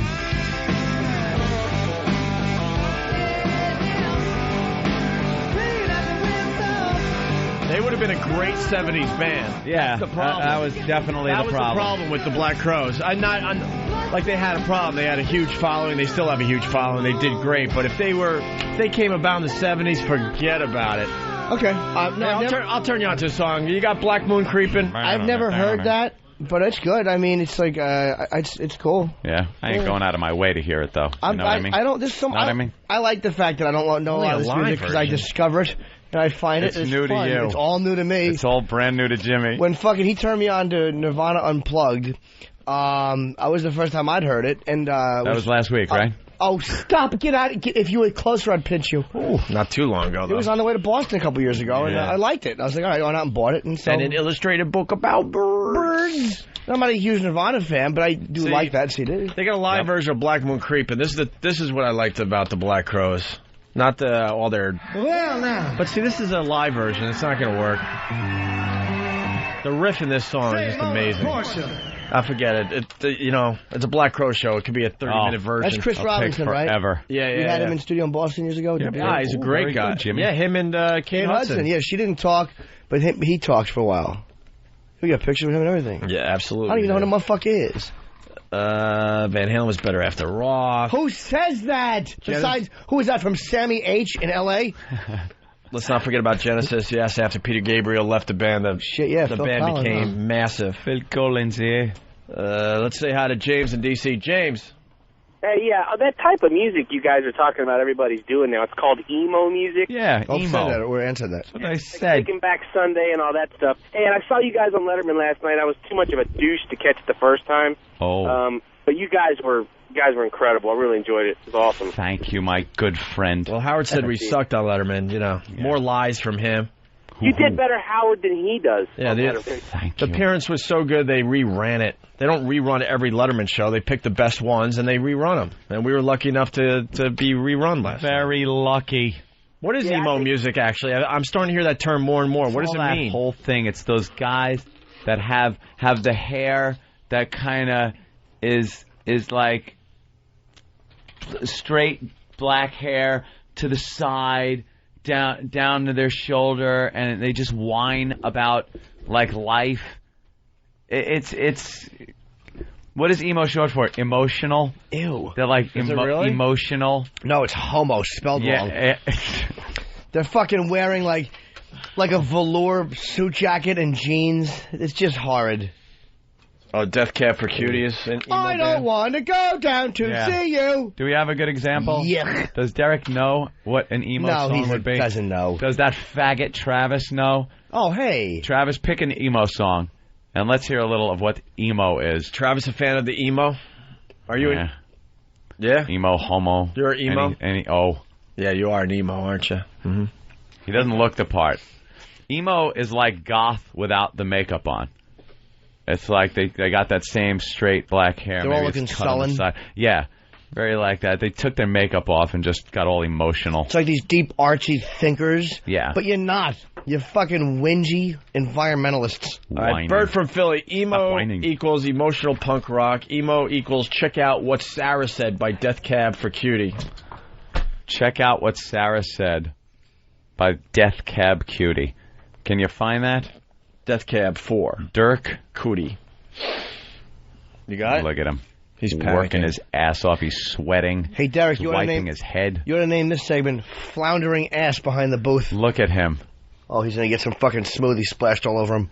He looks like the guy just getting the message from Apollo 13. He looks that panicked looking at that screen. What? He doesn't even know we're talking about him. The song is, he wants it again. What was it again? It's updating way too fast. Something with Sarah. Stop with Fall Out Boy over and over again. All right, I see it, Chris. You got it? All right, here's what Sarah said by Death Cab for Cutie. Fucking pompous piano beginning. Yeah. Who's this, Than? Heart. Who's this? Tickling the ivories.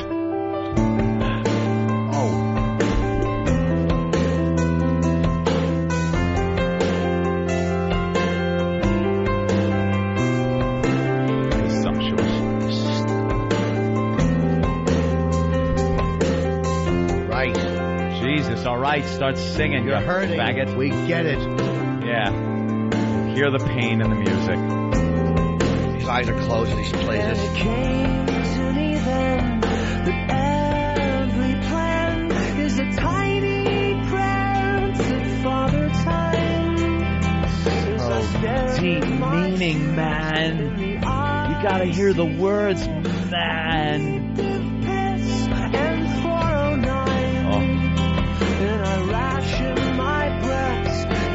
What happened? What happened to music? What happened was Coldplay got huge. They're all doing Coldplay. Versions of Coldplay. A real rock band needs to pop up and punch these faggots in the face. And this is not awful. It's just, who cares? Well, it's just... It doesn't stink. Milk toast. Yes. Milk toast. It all goes back to Coldplay. Does it? Oh, yeah. Is that what kind of spurred this on? Absolutely. A guy in a freaking piano. Spilling out his emotions. All right, William Duvall, the new lead singer of, quote, Alice in Chains. I asked to find a song. They found Damn That River. Thanks for finding a hit. By the way, on the piano theme, some fans send you the greatest shit. I got something somebody sent me I want to thank this guy for. It was, remember I did Beth on the piano? And I did a nice job. We all knew. That was good. Of course. He met Lydia Chris, who the song, I believe, was written about, and told her about it. So she signed a picture and said, thanks for redoing my song. Wow. So thank you to the fan who sent me that signed picture of Peter Chris and his wife. Peter didn't sign it, but she did. This is a cool thing to get. Yeah, that's kind of even cooler. Yeah. That's going up on the wall. Very cool. So here's William Duvall doing Alice in Chains, Damn That River.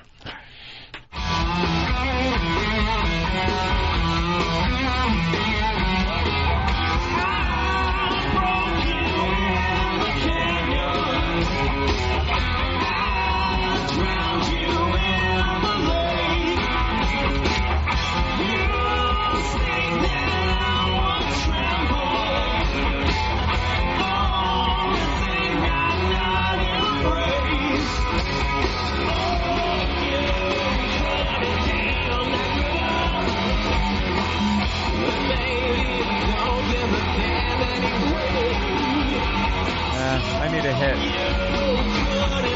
It's a tribute band. Not bad. Wait, live. can you can hear the vocals in the background, the track. Oh.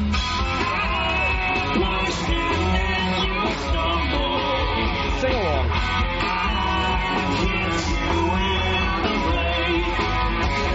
Jerry Cantrell's doing the lower vocal there. Oh.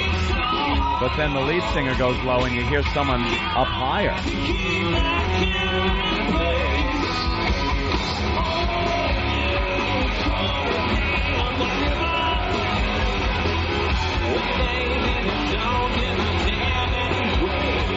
Listen to the high note at the end of this.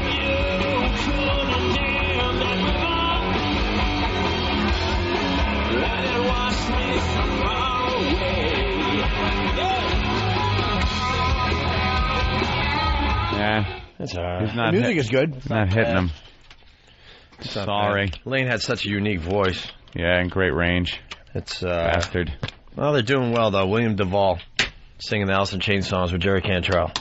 All right, we'll take a break. We got Heather Robert Mills. Duvall. The latest on Heather Mills. It's pretty interesting stuff, actually. She's claiming a lot of crap as far as her marriage to Paul McCartney. Uh-oh. We'll get into that next.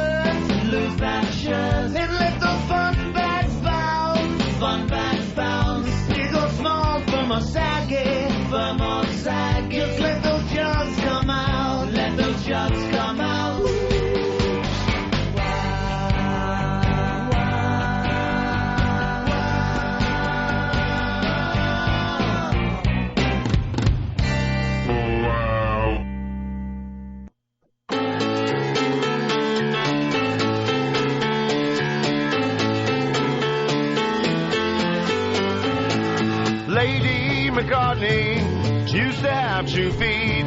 Plain to see your lower halves, incomes lead. Save lots of money, got a great excuse.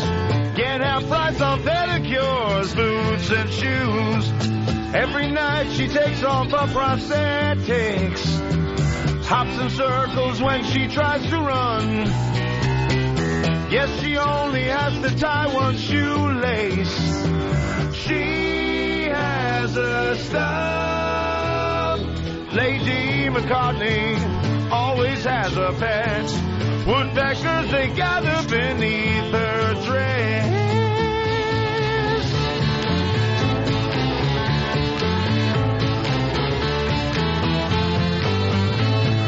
Stop, stop, stop, stop. Stop, stop, stop, stop, stop.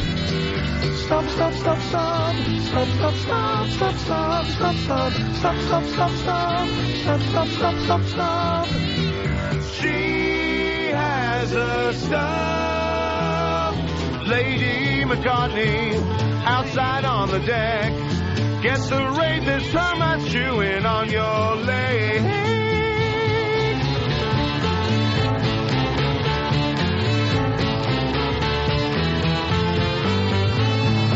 Tuesday afternoon, she's looking sexy. Then I lift her skirt and see that stump. Close my eyes and fantasize while effing. She has a stub. Lady McCartney, or should I say Eileen, How you gonna curtsy when you meet the queen?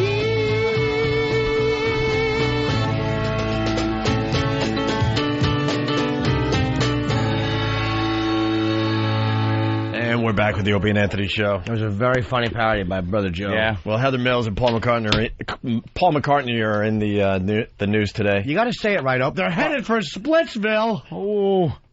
Yeah, apparently Paul is going to make some kind of a statement any minute now. 10 o'clock. And what's it going to be? I mean, I know what it is, actually. He's having a left shoe sale. Pristine, never used. You can use them to fucking like hold candles in. You could drink at him if you want. There's never ever been worn. Oof. Well, Heather Mills is saying some pretty crazy things today. Is she? He's a dope. He deserves it. No. Beatles divorce bombshell. We got the audio. Uh-oh, a bombshell? Well, there are some new and pretty shocking allegations this morning from the estranged wife of former Beatle Paul McCartney. The Daily Mail in London is reporting lawyers for Heather Mills filed court papers alleging McCartney abused her.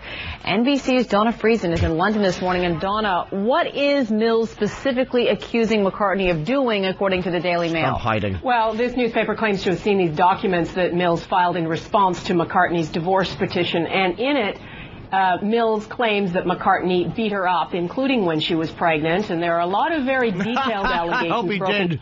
Oh, I hope he did. Hope he kicked her fake leg out and she fell over. Come on. Are you kidding? Bang, bang, McCartney's fleshy fist went into her belly. Help. I need some help. This sounds like posturing for a divorce. You always vie for position. It's like bargaining. It's like any other contract negotiation. She is positioning herself so then you could take some stuff off of what she's saying in exchange for hold card hash. He deserves cold hard cash. He deserves whatever he gets.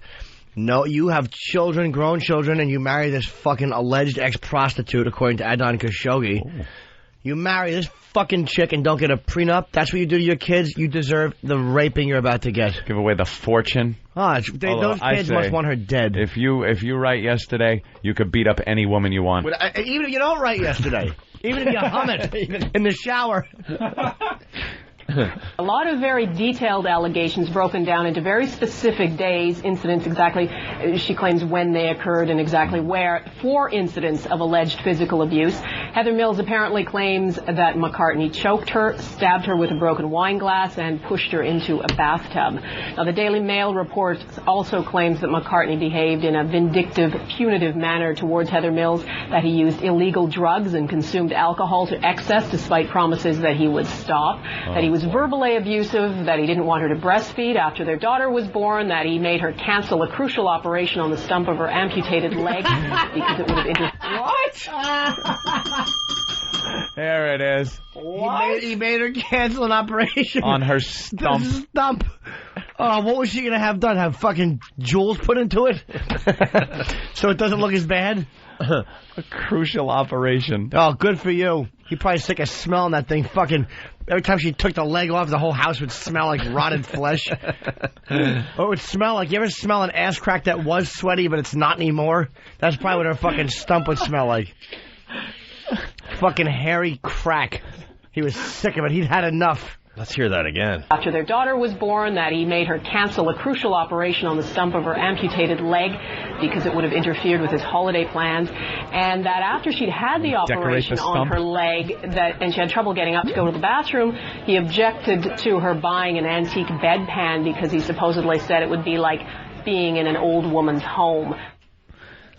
Yeah, he didn't want his hot wife shitting in the bed? The nerve of him. He's a Beatle. With an old-fashioned bedpan. Yeah, he's a Beatle. How about this? Sleep in the bathroom. You'll be inconvenienced, not the moneymaker. I'm not going to let you operate on your stump.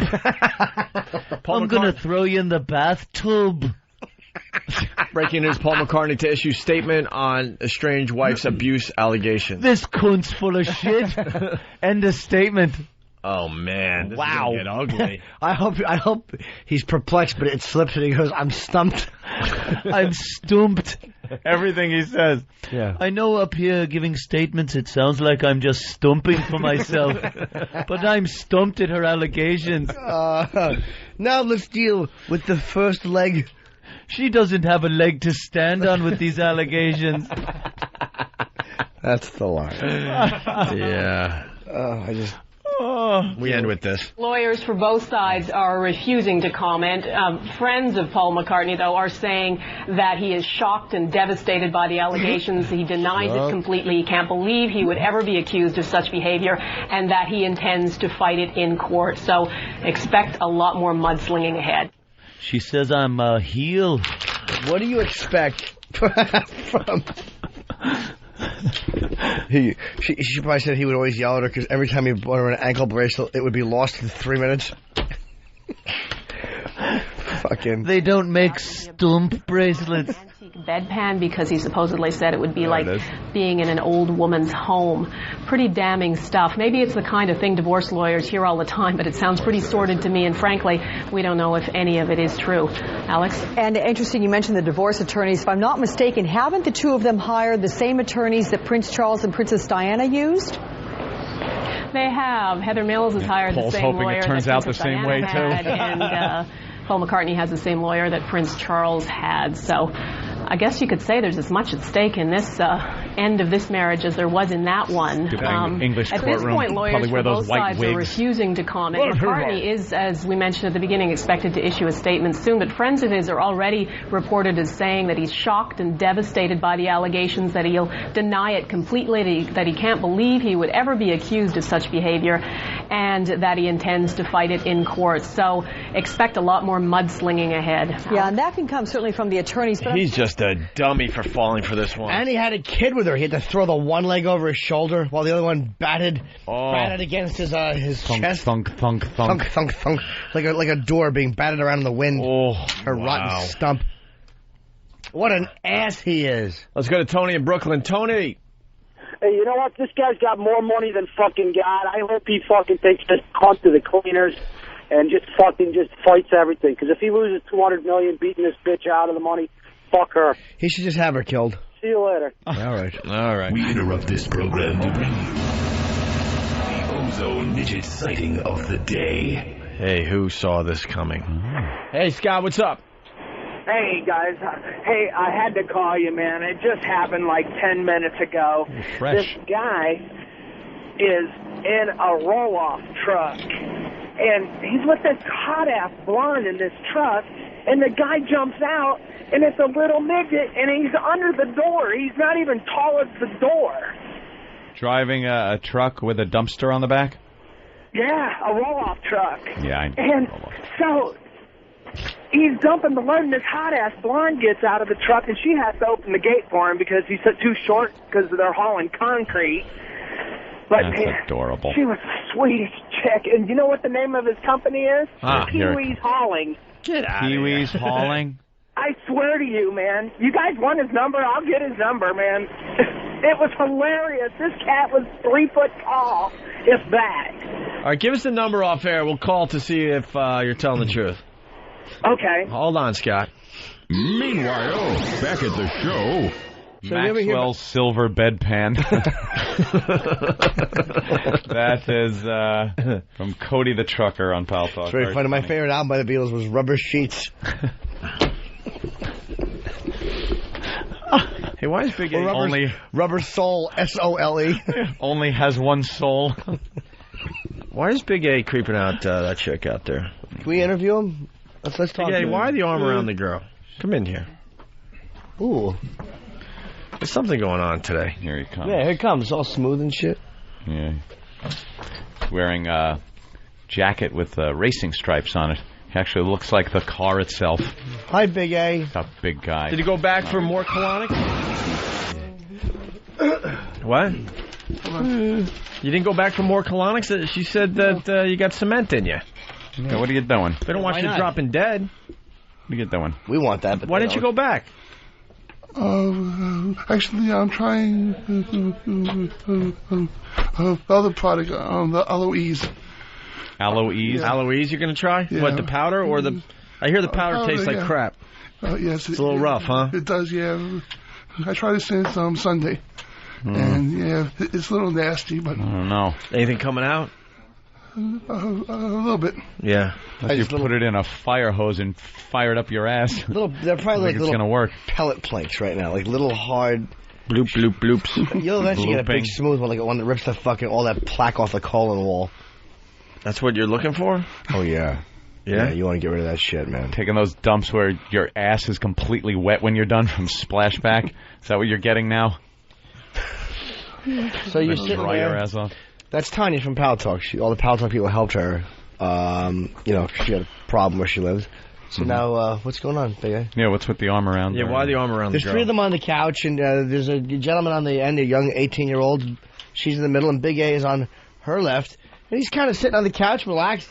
And he's got his big right arm, like, not on her, but, like, back behind her. But he's kind of hardying it up. Pulling the move that usually you do before you put the arm down on the girl's shoulder. Right.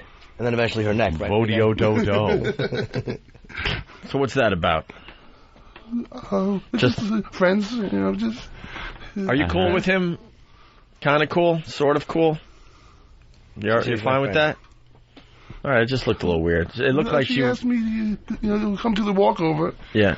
And I came, down and just hanging out. Yeah. I love the comments. He really is a tapping fool. Oh, they see the fingers going. Yeah. Oh, the fingers are great. We're used to that by now, man. Well, so are you getting vibes? No, but just friends hanging out, that's all. Yeah, you're very famous on the show now. You getting, pussy? From the show? Not at all. Nothing, huh? No. No? What are we going to do about that? You should be getting something, yeah. What kind of chick you looking for? What is it you want, buddy? Yeah, what's your ideal woman? Dead. Yeah, in a mausoleum. The one who says yes. Oh. Screaming from a well. Yeah, the chick from from the ring. All right, so you want someone who says yes? Yeah. How do we not get fucking our friend laid? How do we not get Big A laid? Yeah, what's the problem, Big A? I don't know. Does it have to be a girl? Yes, it does. I was just going to blurt out, that's a tough one. Jesus. No, it ain't. We make enough money. We pay for them. What about the chick that gave you the colonic? Feel anything for her? She wanted to see what was cooking in your oven or whatever she said. She had an annoying laugh. Holy G. You think? Holy G. And Big A is saying that. I had to hear it like hundreds. Over and over and over again. Over, yeah. Right. What do you got cooking in your oven over here? Oh my God. What does she look like, Andrew? The video's up on YouTube. She's horrendous. She fat? She's not fat. She's just horrendous. Right? Yes. Can I see her, fan? Okay. Yeah, check out the videos on YouTube. Big A and his colonic. Fucking Big A. You gotta clean out that colon, though, man. You gotta add years to your life. Get more fingers up there. It's fun. Trust me. You get some energy going. Digits. So you're sitting kind of close to Tanya. You're checking her out. Yeah. Would you? Yeah. Would you? Would you? Would you? Yeah, she can. Would you? Yes, you can. Oh, of course you would do her, right? Yes.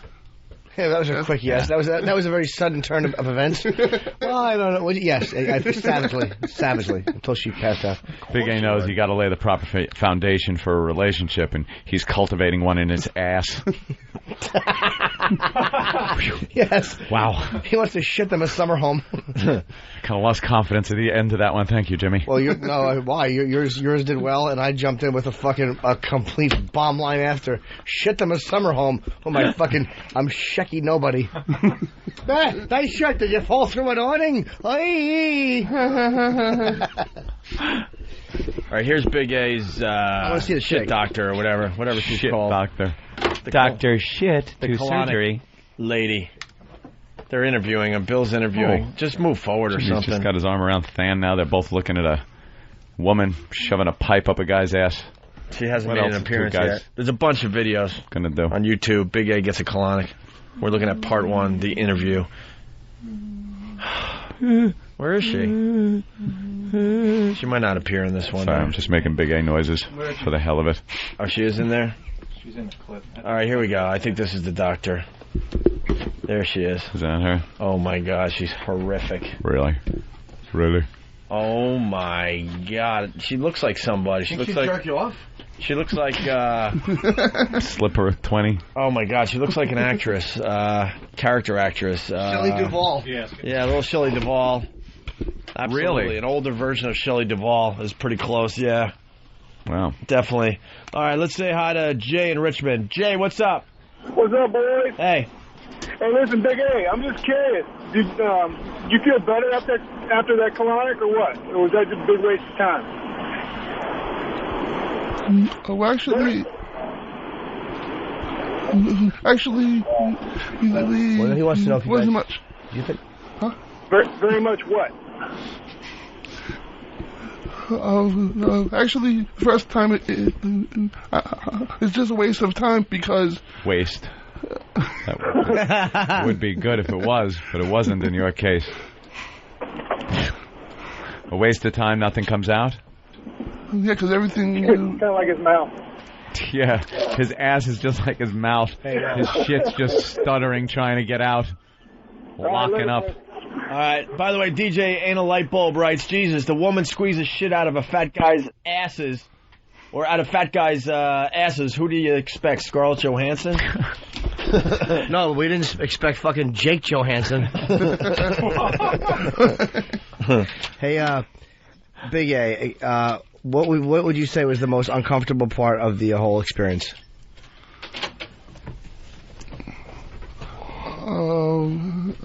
Most uncomfortable part was the insertion of the tube the second time.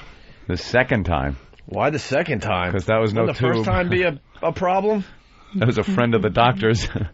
Actually, first time it was only an inch in. It wasn't that uncomfortable. But second time it seemed a little farther in. So you could take an inch up your ass pretty good, huh? Doesn't hurt? Is that what you're saying? She put more girth on the other one? Yeah. She just wanted to see how much you could take. A little fatter. What was the reason given for the second time, and why further up? Please tell me you asked. I'd be asking, like, what the fuck? Oh, I thought you meant, please tell me you asked to have it shoved further up my ass. Actually... You just sat there and took it? Like a man. No, it was more aggressive. That's when she did it manually, because it was more aggressive. The first time it was just getting me, used to the colonic. Right. Well, you should have saw the... You should have known when you looked at the prices up, and the one she was giving you on the wall was the Elton John. I am stumbling over every fucking line coming out of my mouth today. Christ on a pony. Still enjoyable. Jesus. Stuttering prick. All right, Big A. Have fun with the be smooth, lady. though. Okay. Yeah, be a little smooth. Yeah. You put on deodorant? Yeah. Because you put your arm around a girl without deodorant on, her shoulder smells like B.O. Dude, when your arm's around her, drop the hand and then go for a booby feel. Grab Here's what you do. Cup of you feel. lean in and you whisper something to her and you laugh good-naturedly and you nuzzle her head with your nose like... Booby feel? One booby feel? Thumbs up, thumbs down? Overshirt, undershirt, what? Oh, you just got thumbs up for a booby feel. All right, let's. We're gonna check out your technique. Big egg. Let's see your technique. Don't just grope it like a radio knob. Yeah, I want to see how smooth you are. Be smooth. All right, Big A heading back out onto the couch. Onto the couch. We have like a studio audience every day, by the way. Yeah. Remember, we have like 7 or 8 people out there. Now Big A's got his arm around her. He's on the back what of a the good couch. girl she is. Now he's making his move. He's pulling her close. She's got her shirt up. Now he's going under her arm. Really reaching, and he's grabbing tit. She's letting you, Andrew. You don't have to be smooth about it. She was letting him, and he's still trying to sneak it in. Yeah. He's so used to sleeping chicks on the bus and copying. He's so used to copying feels of a girl who's passed out or / bludgeoned. Going elbow titting. Yeah. All right, Big A, let's see elbow tits in a fucking cancer ward. Let's see that technique again. Let's He hits go. breastplate. See, she's more than willing, though. She's like wowing Big A. Big A. Wow. Oh, he's going to squeeze it off. Oh, he actually reached in front of her and pinched it as one would. He looked like Don Corleone checking fruit. He looked like, you know how pinch like you pinch a baby's cheeks. Like that's what he did. He grabbed it just like you were going to go. Oh, goo. He worked it like you work a stress ball. Look how big you've gotten. Like it was filled with sand, and he had to squeeze really hard to get some of the stress out. You're going to pinch the side of it and give it $5? Grandma? Yeah. Why don't you hand it a bag full of change for losing a tooth? Fucking El Creepo. You don't squeeze it like this. Yeah. He totally, it was between his pointer and middle finger and thumb. Yeah. And he just squeezed it. Oh, googie. Yeah. All right, let's say hi to Peter in Massachusetts. Peter. Good morning. Peter. What's up, Peter? Oh, hey, Anthony, yeah. What does Christ on a pony mean? You've been saying that a lot lately. I've never heard that one. I don't know. I picked it up out in California when I was a kid. It's like Jesus Christ. Like, yeah, oh, shit. Like, or shit in a handbag. You know, it's just a couple of things thrown together. Well, Christ on a pony. Stupid. No, it's I not. hate it. It's stupid. No, it's all not, right. sorry. I'll never say it again. There you go. All right. All right, Al Sharpton is giving his support to Chris Rock's mom in a discrimination suit against the Cracker Barrel restaurant chain. Chris Rock's mother, Rose, claims a South Carolina Cracker Barrel would not serve her and her daughter. She says they were the only black customers at the time. Sharpton will announce at a rally today that his National Action Network will pay for the suit. Cracker Barrel says the chain does not tolerate any kind of discrimination. Oh, look at the name. Well, it's Cracker Barrel. Why would you go to Cracker Barrel? Cracker? Cracker? Do you think that really happened? At the Cracker Barrel? Mm-hmm. I don't know. I mean, why doesn't Roland try to get Chris Rock? Maybe he'll comment on it. Because he's too busy getting Elizabeth Perkins. It's Chris Rock's mother? Yeah. Is that what happened? Yeah. Let's get Chris Rock on the phone. Cracker Barrel? Did you almost say yes to Elizabeth Perkins? Who is she? Me? Yeah. Hell no. I don't know who she is. I was the first one to post a no on that one. She was the woman in Big that Tom played, you know. Roland's trying to get her on the show. That's all right. He's going to ask. Like, you know, say no. I don't mind him asking, but, you know, that one was like, thank you, no. Yeah, I had to agree. Not even really can't see her sitting there and adding anything. So, Tom Hanks, you worked with him in Big. But that when him and Robert Loggia were jumping on the piano. The piano. Did you watch that live or just in the movie? Oh, you weren't there for that part of the shoot. All right. What else have you done? Really? Okay. I want big celebrities. I want Colin Powell, and I went to Forrest Whitaker. Heather Mills. I went Heather Mills. Did we get the statement yet? I went Forrest Whitaker. Yeah, what's Paul's statement? He's behind schedule, as they say in England. Schedule. That's a silly way to say it. I want Martin Sheen. Schedule. I want Emilio Estevez. I talked to my manager. I said, can we get Robin Williams on the show? And he's going to try. He knows, your people know his people. Who? We have some people on the newspapers. It's a dirty cop. Which people do you mean? My people are his people. Let's go to Jack in South Carolina. Jack? Hey, fellas. I got it a couple months ago. Y'all are great. Hey, listen, I used to work at Cracker Barrel. And not the one there, but one in Florence, South Carolina. And we're racist a little bit, but we wouldn't make her sit like a whole hour. You know, I think that's just total bullshit. You think? Like, I've gotten bad service in places, but I attributed it to bad service. I've sat there and waited and gone, hey, what the fuck? You know? Have you walked out of a restaurant because they weren't serving? Yes. Serving you? Yeah. Servicing. Hello. Serving you? Servicing me, yes. Yeah, you sit around, you're like, what the hell is this all about? Fuck this, and then all of a sudden you get up and leave because, you know, they're short-staffed or something's going on. But it happens to... But if it happens to a black person, then of course they have to think it's something else. It's got to be racism. Then you have to get Al Sharpton involved. Rivernair. It might have happened to her because she was black, but I don't know. Yeah. If nobody talked to her, if nobody said a word to her, how can they know they were being racist to her then? Maybe there's more to the story they didn't report that proves that they were not serving her because of her color. Who knows? I'm going to the rally today, and I'm gonna yell and call her words and shit, man. I'll be right. If she wants to be racist, we'll show her racist. Sir, why do you need to call her name? She might be telling the truth. Hate begets hate, my friend. New York, what's up? You can't do that. Yeah, what's up, guys? Hey. I just want to call bullshit on Chris Rock's mom. I go to Cracker Barrel. and there's niggas there all the time eating their fried attic and whatnot. Why do you have to use that language, sir? Nick in Illinois. Yo, what's up, guys? Hey. Listen, me and my wife we're on the road. We're over the road truckers, and we've been to every Cracker Barrel you can imagine. Those people are so nice, it's almost sick. Yeah. They treat everybody like it's almost like I have this theory that one Cracker Barrel is like has a dimensional portal, and the workers are all the same, and they just step through that portal to help you. That's how exactly the same every Cracker Barrel is. I think you're overstating it, sir. They're the cure for cancer. I mean, they're relatively nice. They serve you slop. So if I go into Cracker Barrel, I could, like, beam myself somewhere? There's a porthole? What? Those people, they're saints. It's amazing. They treat me good. And Cracker Barrel people. Looking guy. Dude, I asked for food. They bring it. You know, one of the waitresses at the Cracker Barrel actually waved her hand over my water and turned it into wine. They're magnificent, miraculous people. Okay. Like I'm not saying that he overstated just a tad. He was fucking, who are you, the CEO? His name is Fred Barrel. That's who that guy was.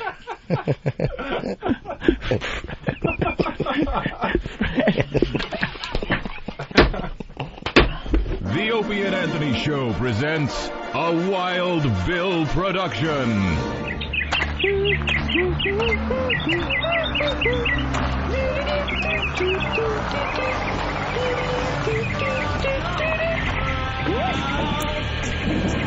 Hey kid, need a ride? Mister, what's that bumper sticker on your car? That's a wow sticker. What's a wow sticker? Now you look tired. Need a ride home? What's a wow sticker? I put it on my van so women will flash me when they drive by. Listen, I've got some kittens in the back of my car. Where can I get a wow sticker? OpieandAnthony.com. Now listen, your mommy and daddy were in a terrible accident and asked me to drive you to the hospital. Oh no! I hope mommy and daddy are okay. Quick, get in. Let go of my arm, you're hurting me. Get in here.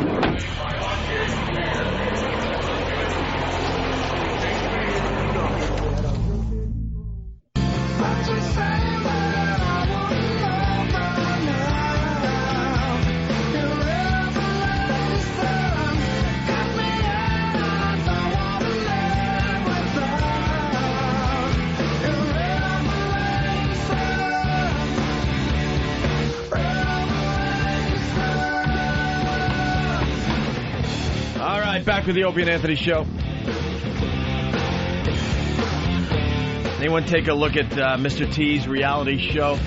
No. He's all over the tube I just want to hear sound clips of it, though.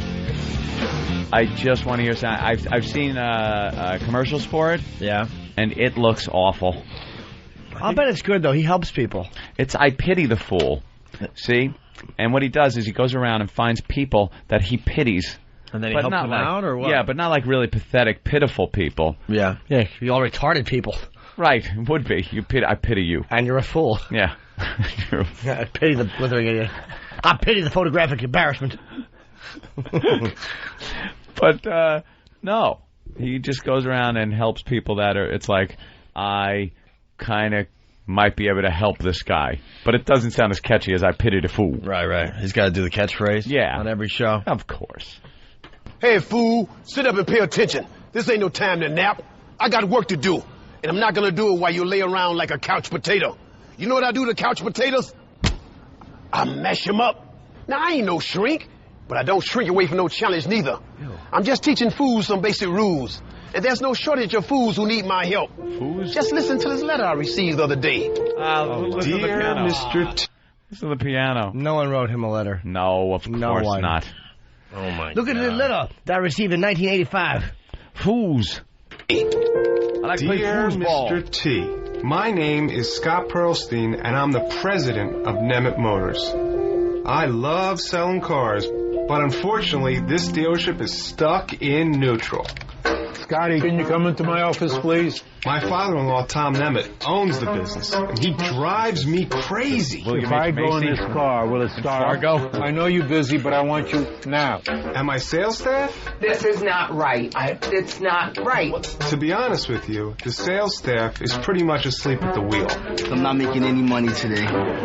Mr. T, we need your help. I got the premise now. I'm going to sell some cars, fool. So then he gets to sell some cars. I'm a car salesman. I pity the fool don't buy this car. This is a good car and drive fast. Shut up. You won't go on to clear coat on that. You don't want to clear coat? Wow. What a weird show. My mission is clear. Fixing the family feud, teaching right from wrong, and what they need the most, some fuel-injected motivation. There's no artistic dignity. I had to get to Limit Motors fast. Fast? What did he take? Oh, my God. Does anyone know? Wow. He's got to have a gimmick how to get there. Because I had to get to Limit Motors fast. So there's got to be a gimmick. What is he driving? An 18-mobile? I don't know.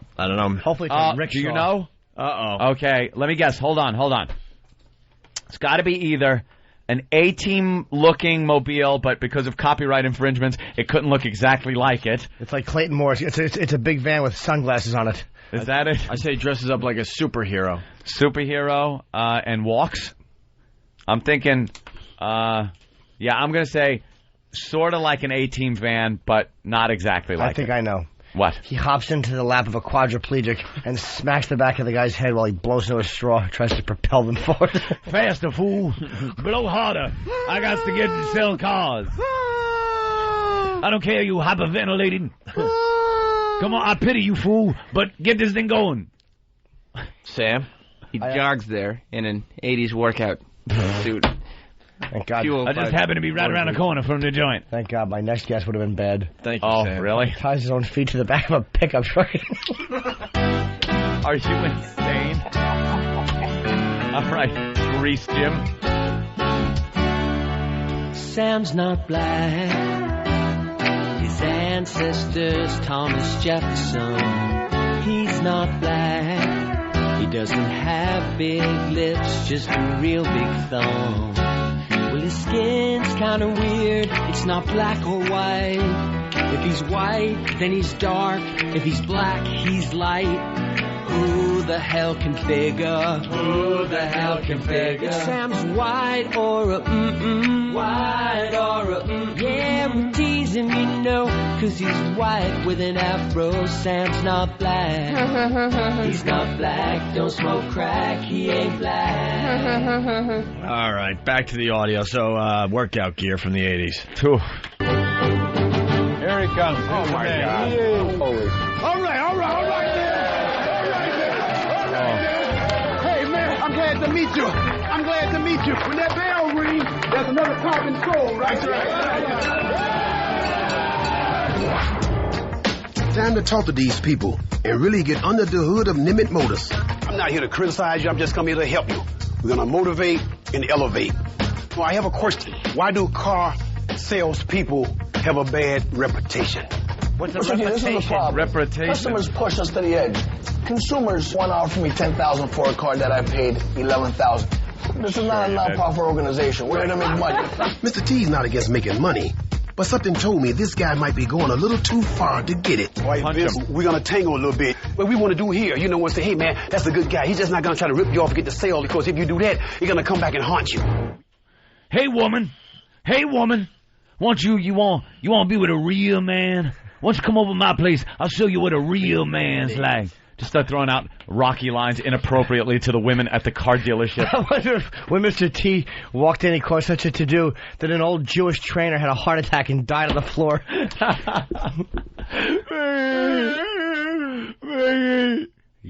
Well, now he tries to sell cars for the dealership. I'm going to sell a car. Used car is one of the funniest moments in that movie.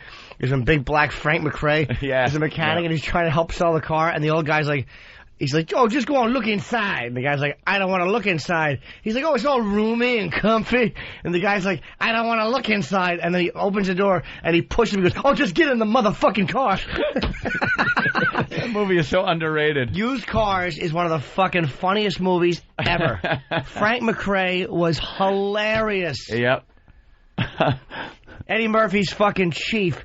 I called him a nigga. You bet I did. Yep. That's Frank McRae from 48 Hours.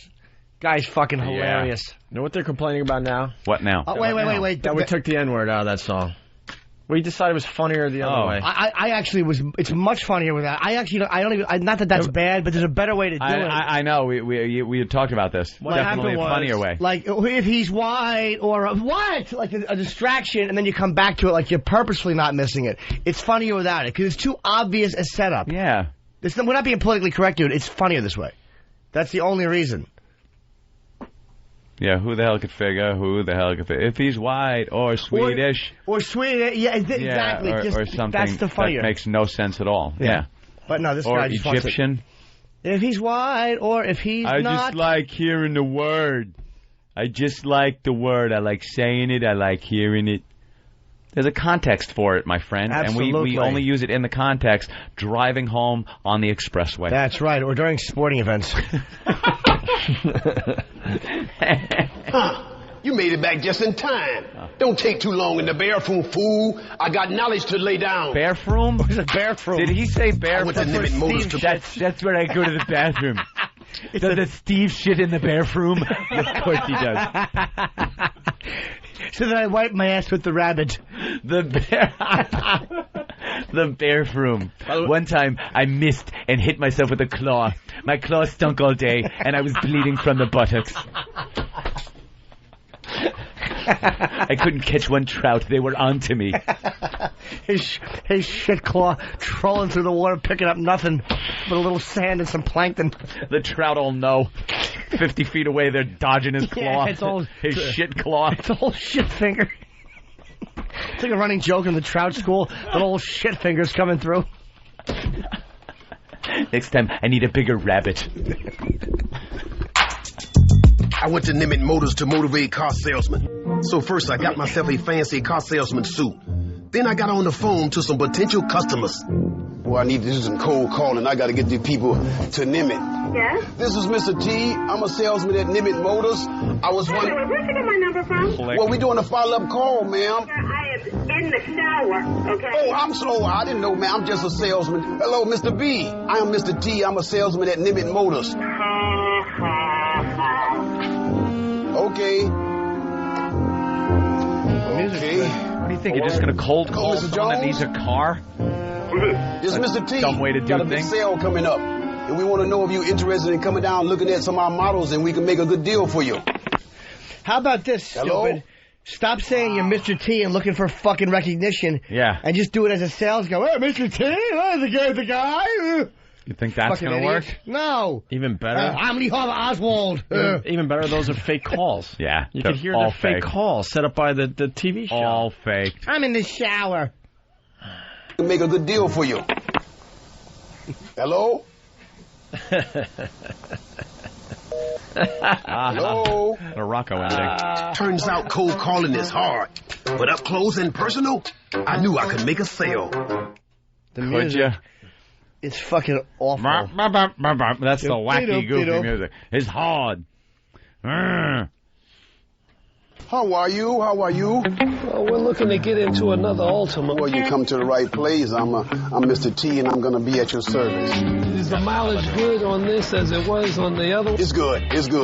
What about trunk space? I'm glad you asked that. I'm going to show you how big it is. I'm going to get in the trunk myself. Hey there. See how big it is? Suffocate. How embarrassing would it be if I wanted to add something extra to it.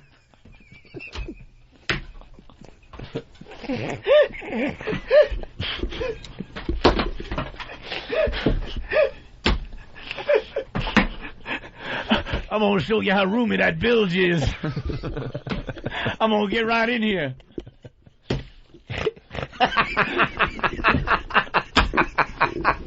Holy shit.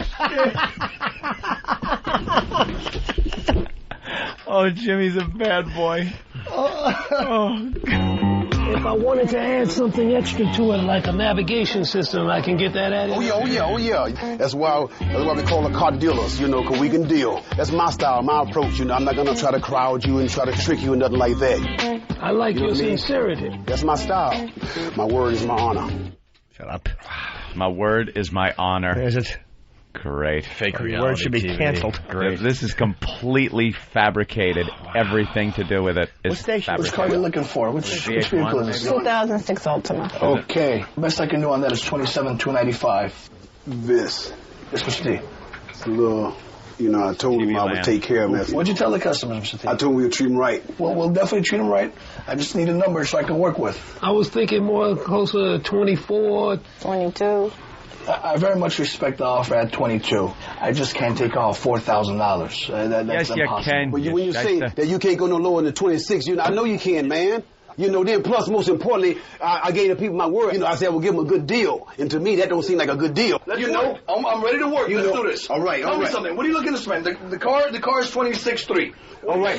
Now, throw that 3 off. That's just $35. That's chump change. We won't even talk about that $35. So you want me to take off $35 right off the bat? $35? You gonna lose a deal for $35? You can't just come up and say take off $35, Mr. T. We hustling about $35? Man, my lunch is $35. Your lunch is not mine. If I don't make money, I'm not going to have that $35 meal, Mr. T. I'm not going to have that meal. That's chump change. I was talking, but Vince wasn't listening. And because of that, I was going to lose this sale. I'd have beat his ass.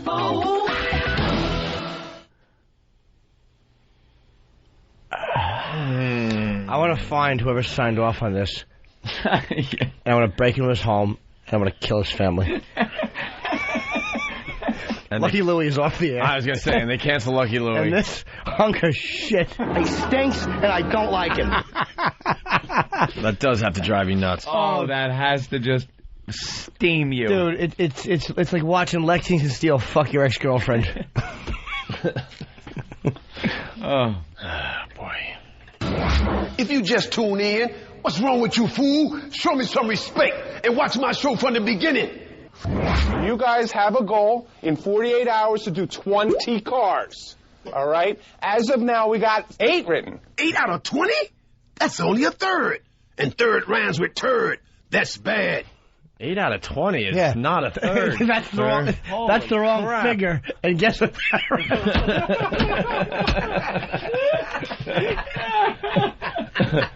It was all because of this terrible, awful Negro. Yeah. What are you, a fucking moron? Holy Jesus Christ. Wow. Oh, that's the third. Really? Rhyme with turd. Is it in you? Oh, yeah. Is it in you? All right, 12 more cars. 12 more cars. It was time to hit the nitrous, burn the rubber, put the pedal to the metal, and get in the passing lane. How we feel that we're gonna get there, man? Yo, come on, man. Help your brother out digging, man. Cool, man. Hey, that's right, man. We're gonna sell, baby. Sell, man. We're gonna sell. That's right. We were pulling out all the stops. Everyone was pulling their weight. And we were pulling for each other. I called my wife. She's calling her mom to buy a car. Basically, there was a lot of pulling going on. And just as we were about to run out of time, something amazing happened. Hey, where are the white women? We made our final sale. Like I always say, you can't spell success without T. The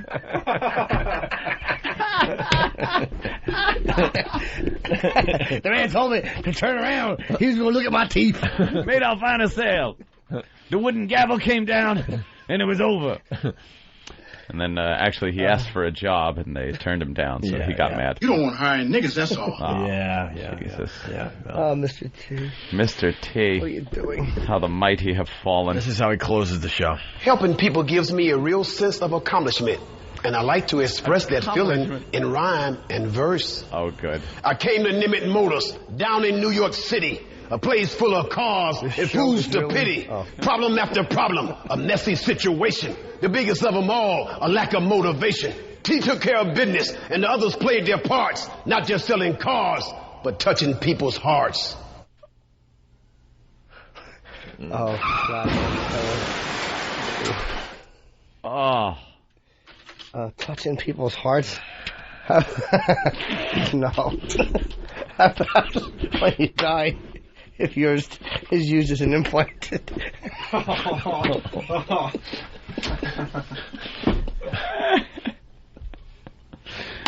Oh, well, that's a great show. That's on TV Land. Who's he helping besides every other network?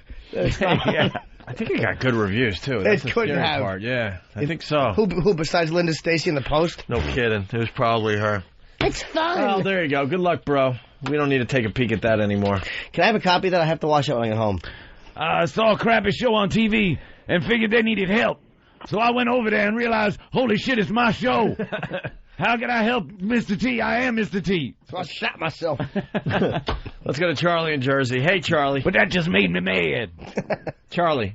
The only thing better... 20 biplanes to take me down. Yes, sir, sorry. No, I'm sorry. I jumped all over you. Charlie, go ahead. Charlie, they took my thumb. Charlie, what's up? In 1983, there was a cartoon, Mr. T. The only thing better than this, he owned a gym where he trained gymnasts, and he would help them solve crimes and solve mysteries. Oh, really? Yeah. There was a Mr. T cartoon, yeah. I remember that one. Stay in school, stay off the drugs. All right, let's go to Kevin. Hey, Kevin. I need work. Hey. Yes, Kevin. Please tell me that's a fucking joke. No, sir. I'd love to be able to, but no. Oh, my God. You hear some of this stuff, you think it's like an SNL skit or something. That is the acting is awful. They're trying to make believe it's a reality show. What's Face and Hannibal doing? All right, let's go to Danielle in Texas. Danielle. Yeah, what's up? Hey, Danielle. Yeah, this Mr. T thing is not even right. I want to kill myself. I thought it was a great thing he's doing, trying to help people sell cars. Yeah. And I guess every week he has a different problem, right? Yeah, it's a different thing he solved. Wanda Sykes was doing something like this called, on Comedy Central, I forget, it was about Wanda Goes to Work. Whatever it was called, like Wanda would go and do your job. Right. She'd go there washing dishes or something. I remember seeing that. Washing. Let's say hi to Flying Standby. Flying Standby, what's up? Hey, what's up, boys? Hey. I wanted to play What'd You Learn Today? Oh. Today I learned that if you write the song yesterday, you can beat up anyone you want. It's true. Yeah, did we get Paul McCartney's statement? Hasn't happened yet. Yeah. Oh, I thought it was happening at 10. Happened. Maybe 10 o'clock at stupid England time? When is that? I hope he just shoots time is it him. now? Jeez, that's tomorrow then, isn't it? It's a little after, maybe 10 o'clock tonight? 10 past already, I think. Oh, I don't know. Yeah, Big Ben. How does that work again? I hope she gets hit by a lorry. Call it a truck. Morons. All right. Despise the English. Despised. They're handing me line of the day. Oh. What time is it? I guess we're bailing early today. Line of the day. What time is it? 11:45. Let's say hi to Bobby. Bobby, what's up? Hey, guys, what's going on? Hey, listen, I learned today on the show that if you back up that tape, you can't spell success without a T. Is that what he said? Yeah, back it up. You guys stepped right over it. It was hysterical. I was falling down. Success without T. Oh, well. See you later, boys. All right. Okay. Funkus. Line of the day, sponsored by BowDogFight.com. Log on and watch American fighters battle for the right to represent the U.S. in a bout against the Russians. It's all on BowDogFight.com. A mixed martial arts tournament and docu-reality unlike any seen before. I pity the fool. Here is today's runner-up line of the day. Yeah, apparently Paul is going to make some kind of a statement. Any minute now. 10 o'clock. And what's it going to be? I mean, I know what it is, actually. He's having a left shoe sale.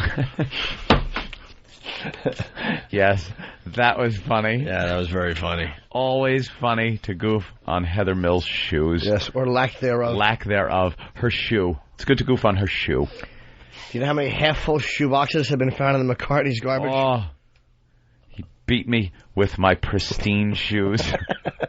It didn't even have that walking crease. It still had the paper in it. Oh. He beat me with a paper-filled shoe. Perfect price tag on the sole. Yeah. Still smells like rubber. That's scoofed. The shoe isn't even scoofed. Here is today's line of the day, sponsored by BowDogFight.com. Here comes line of the day, line of the day.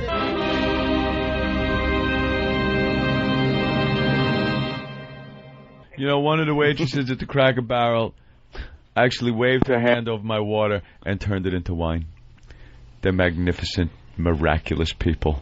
Okay. Like I'm not saying that he overstated just a tad. He was fucking, who are you, the CEO? His name is Fred Barrel. That's who that guy was.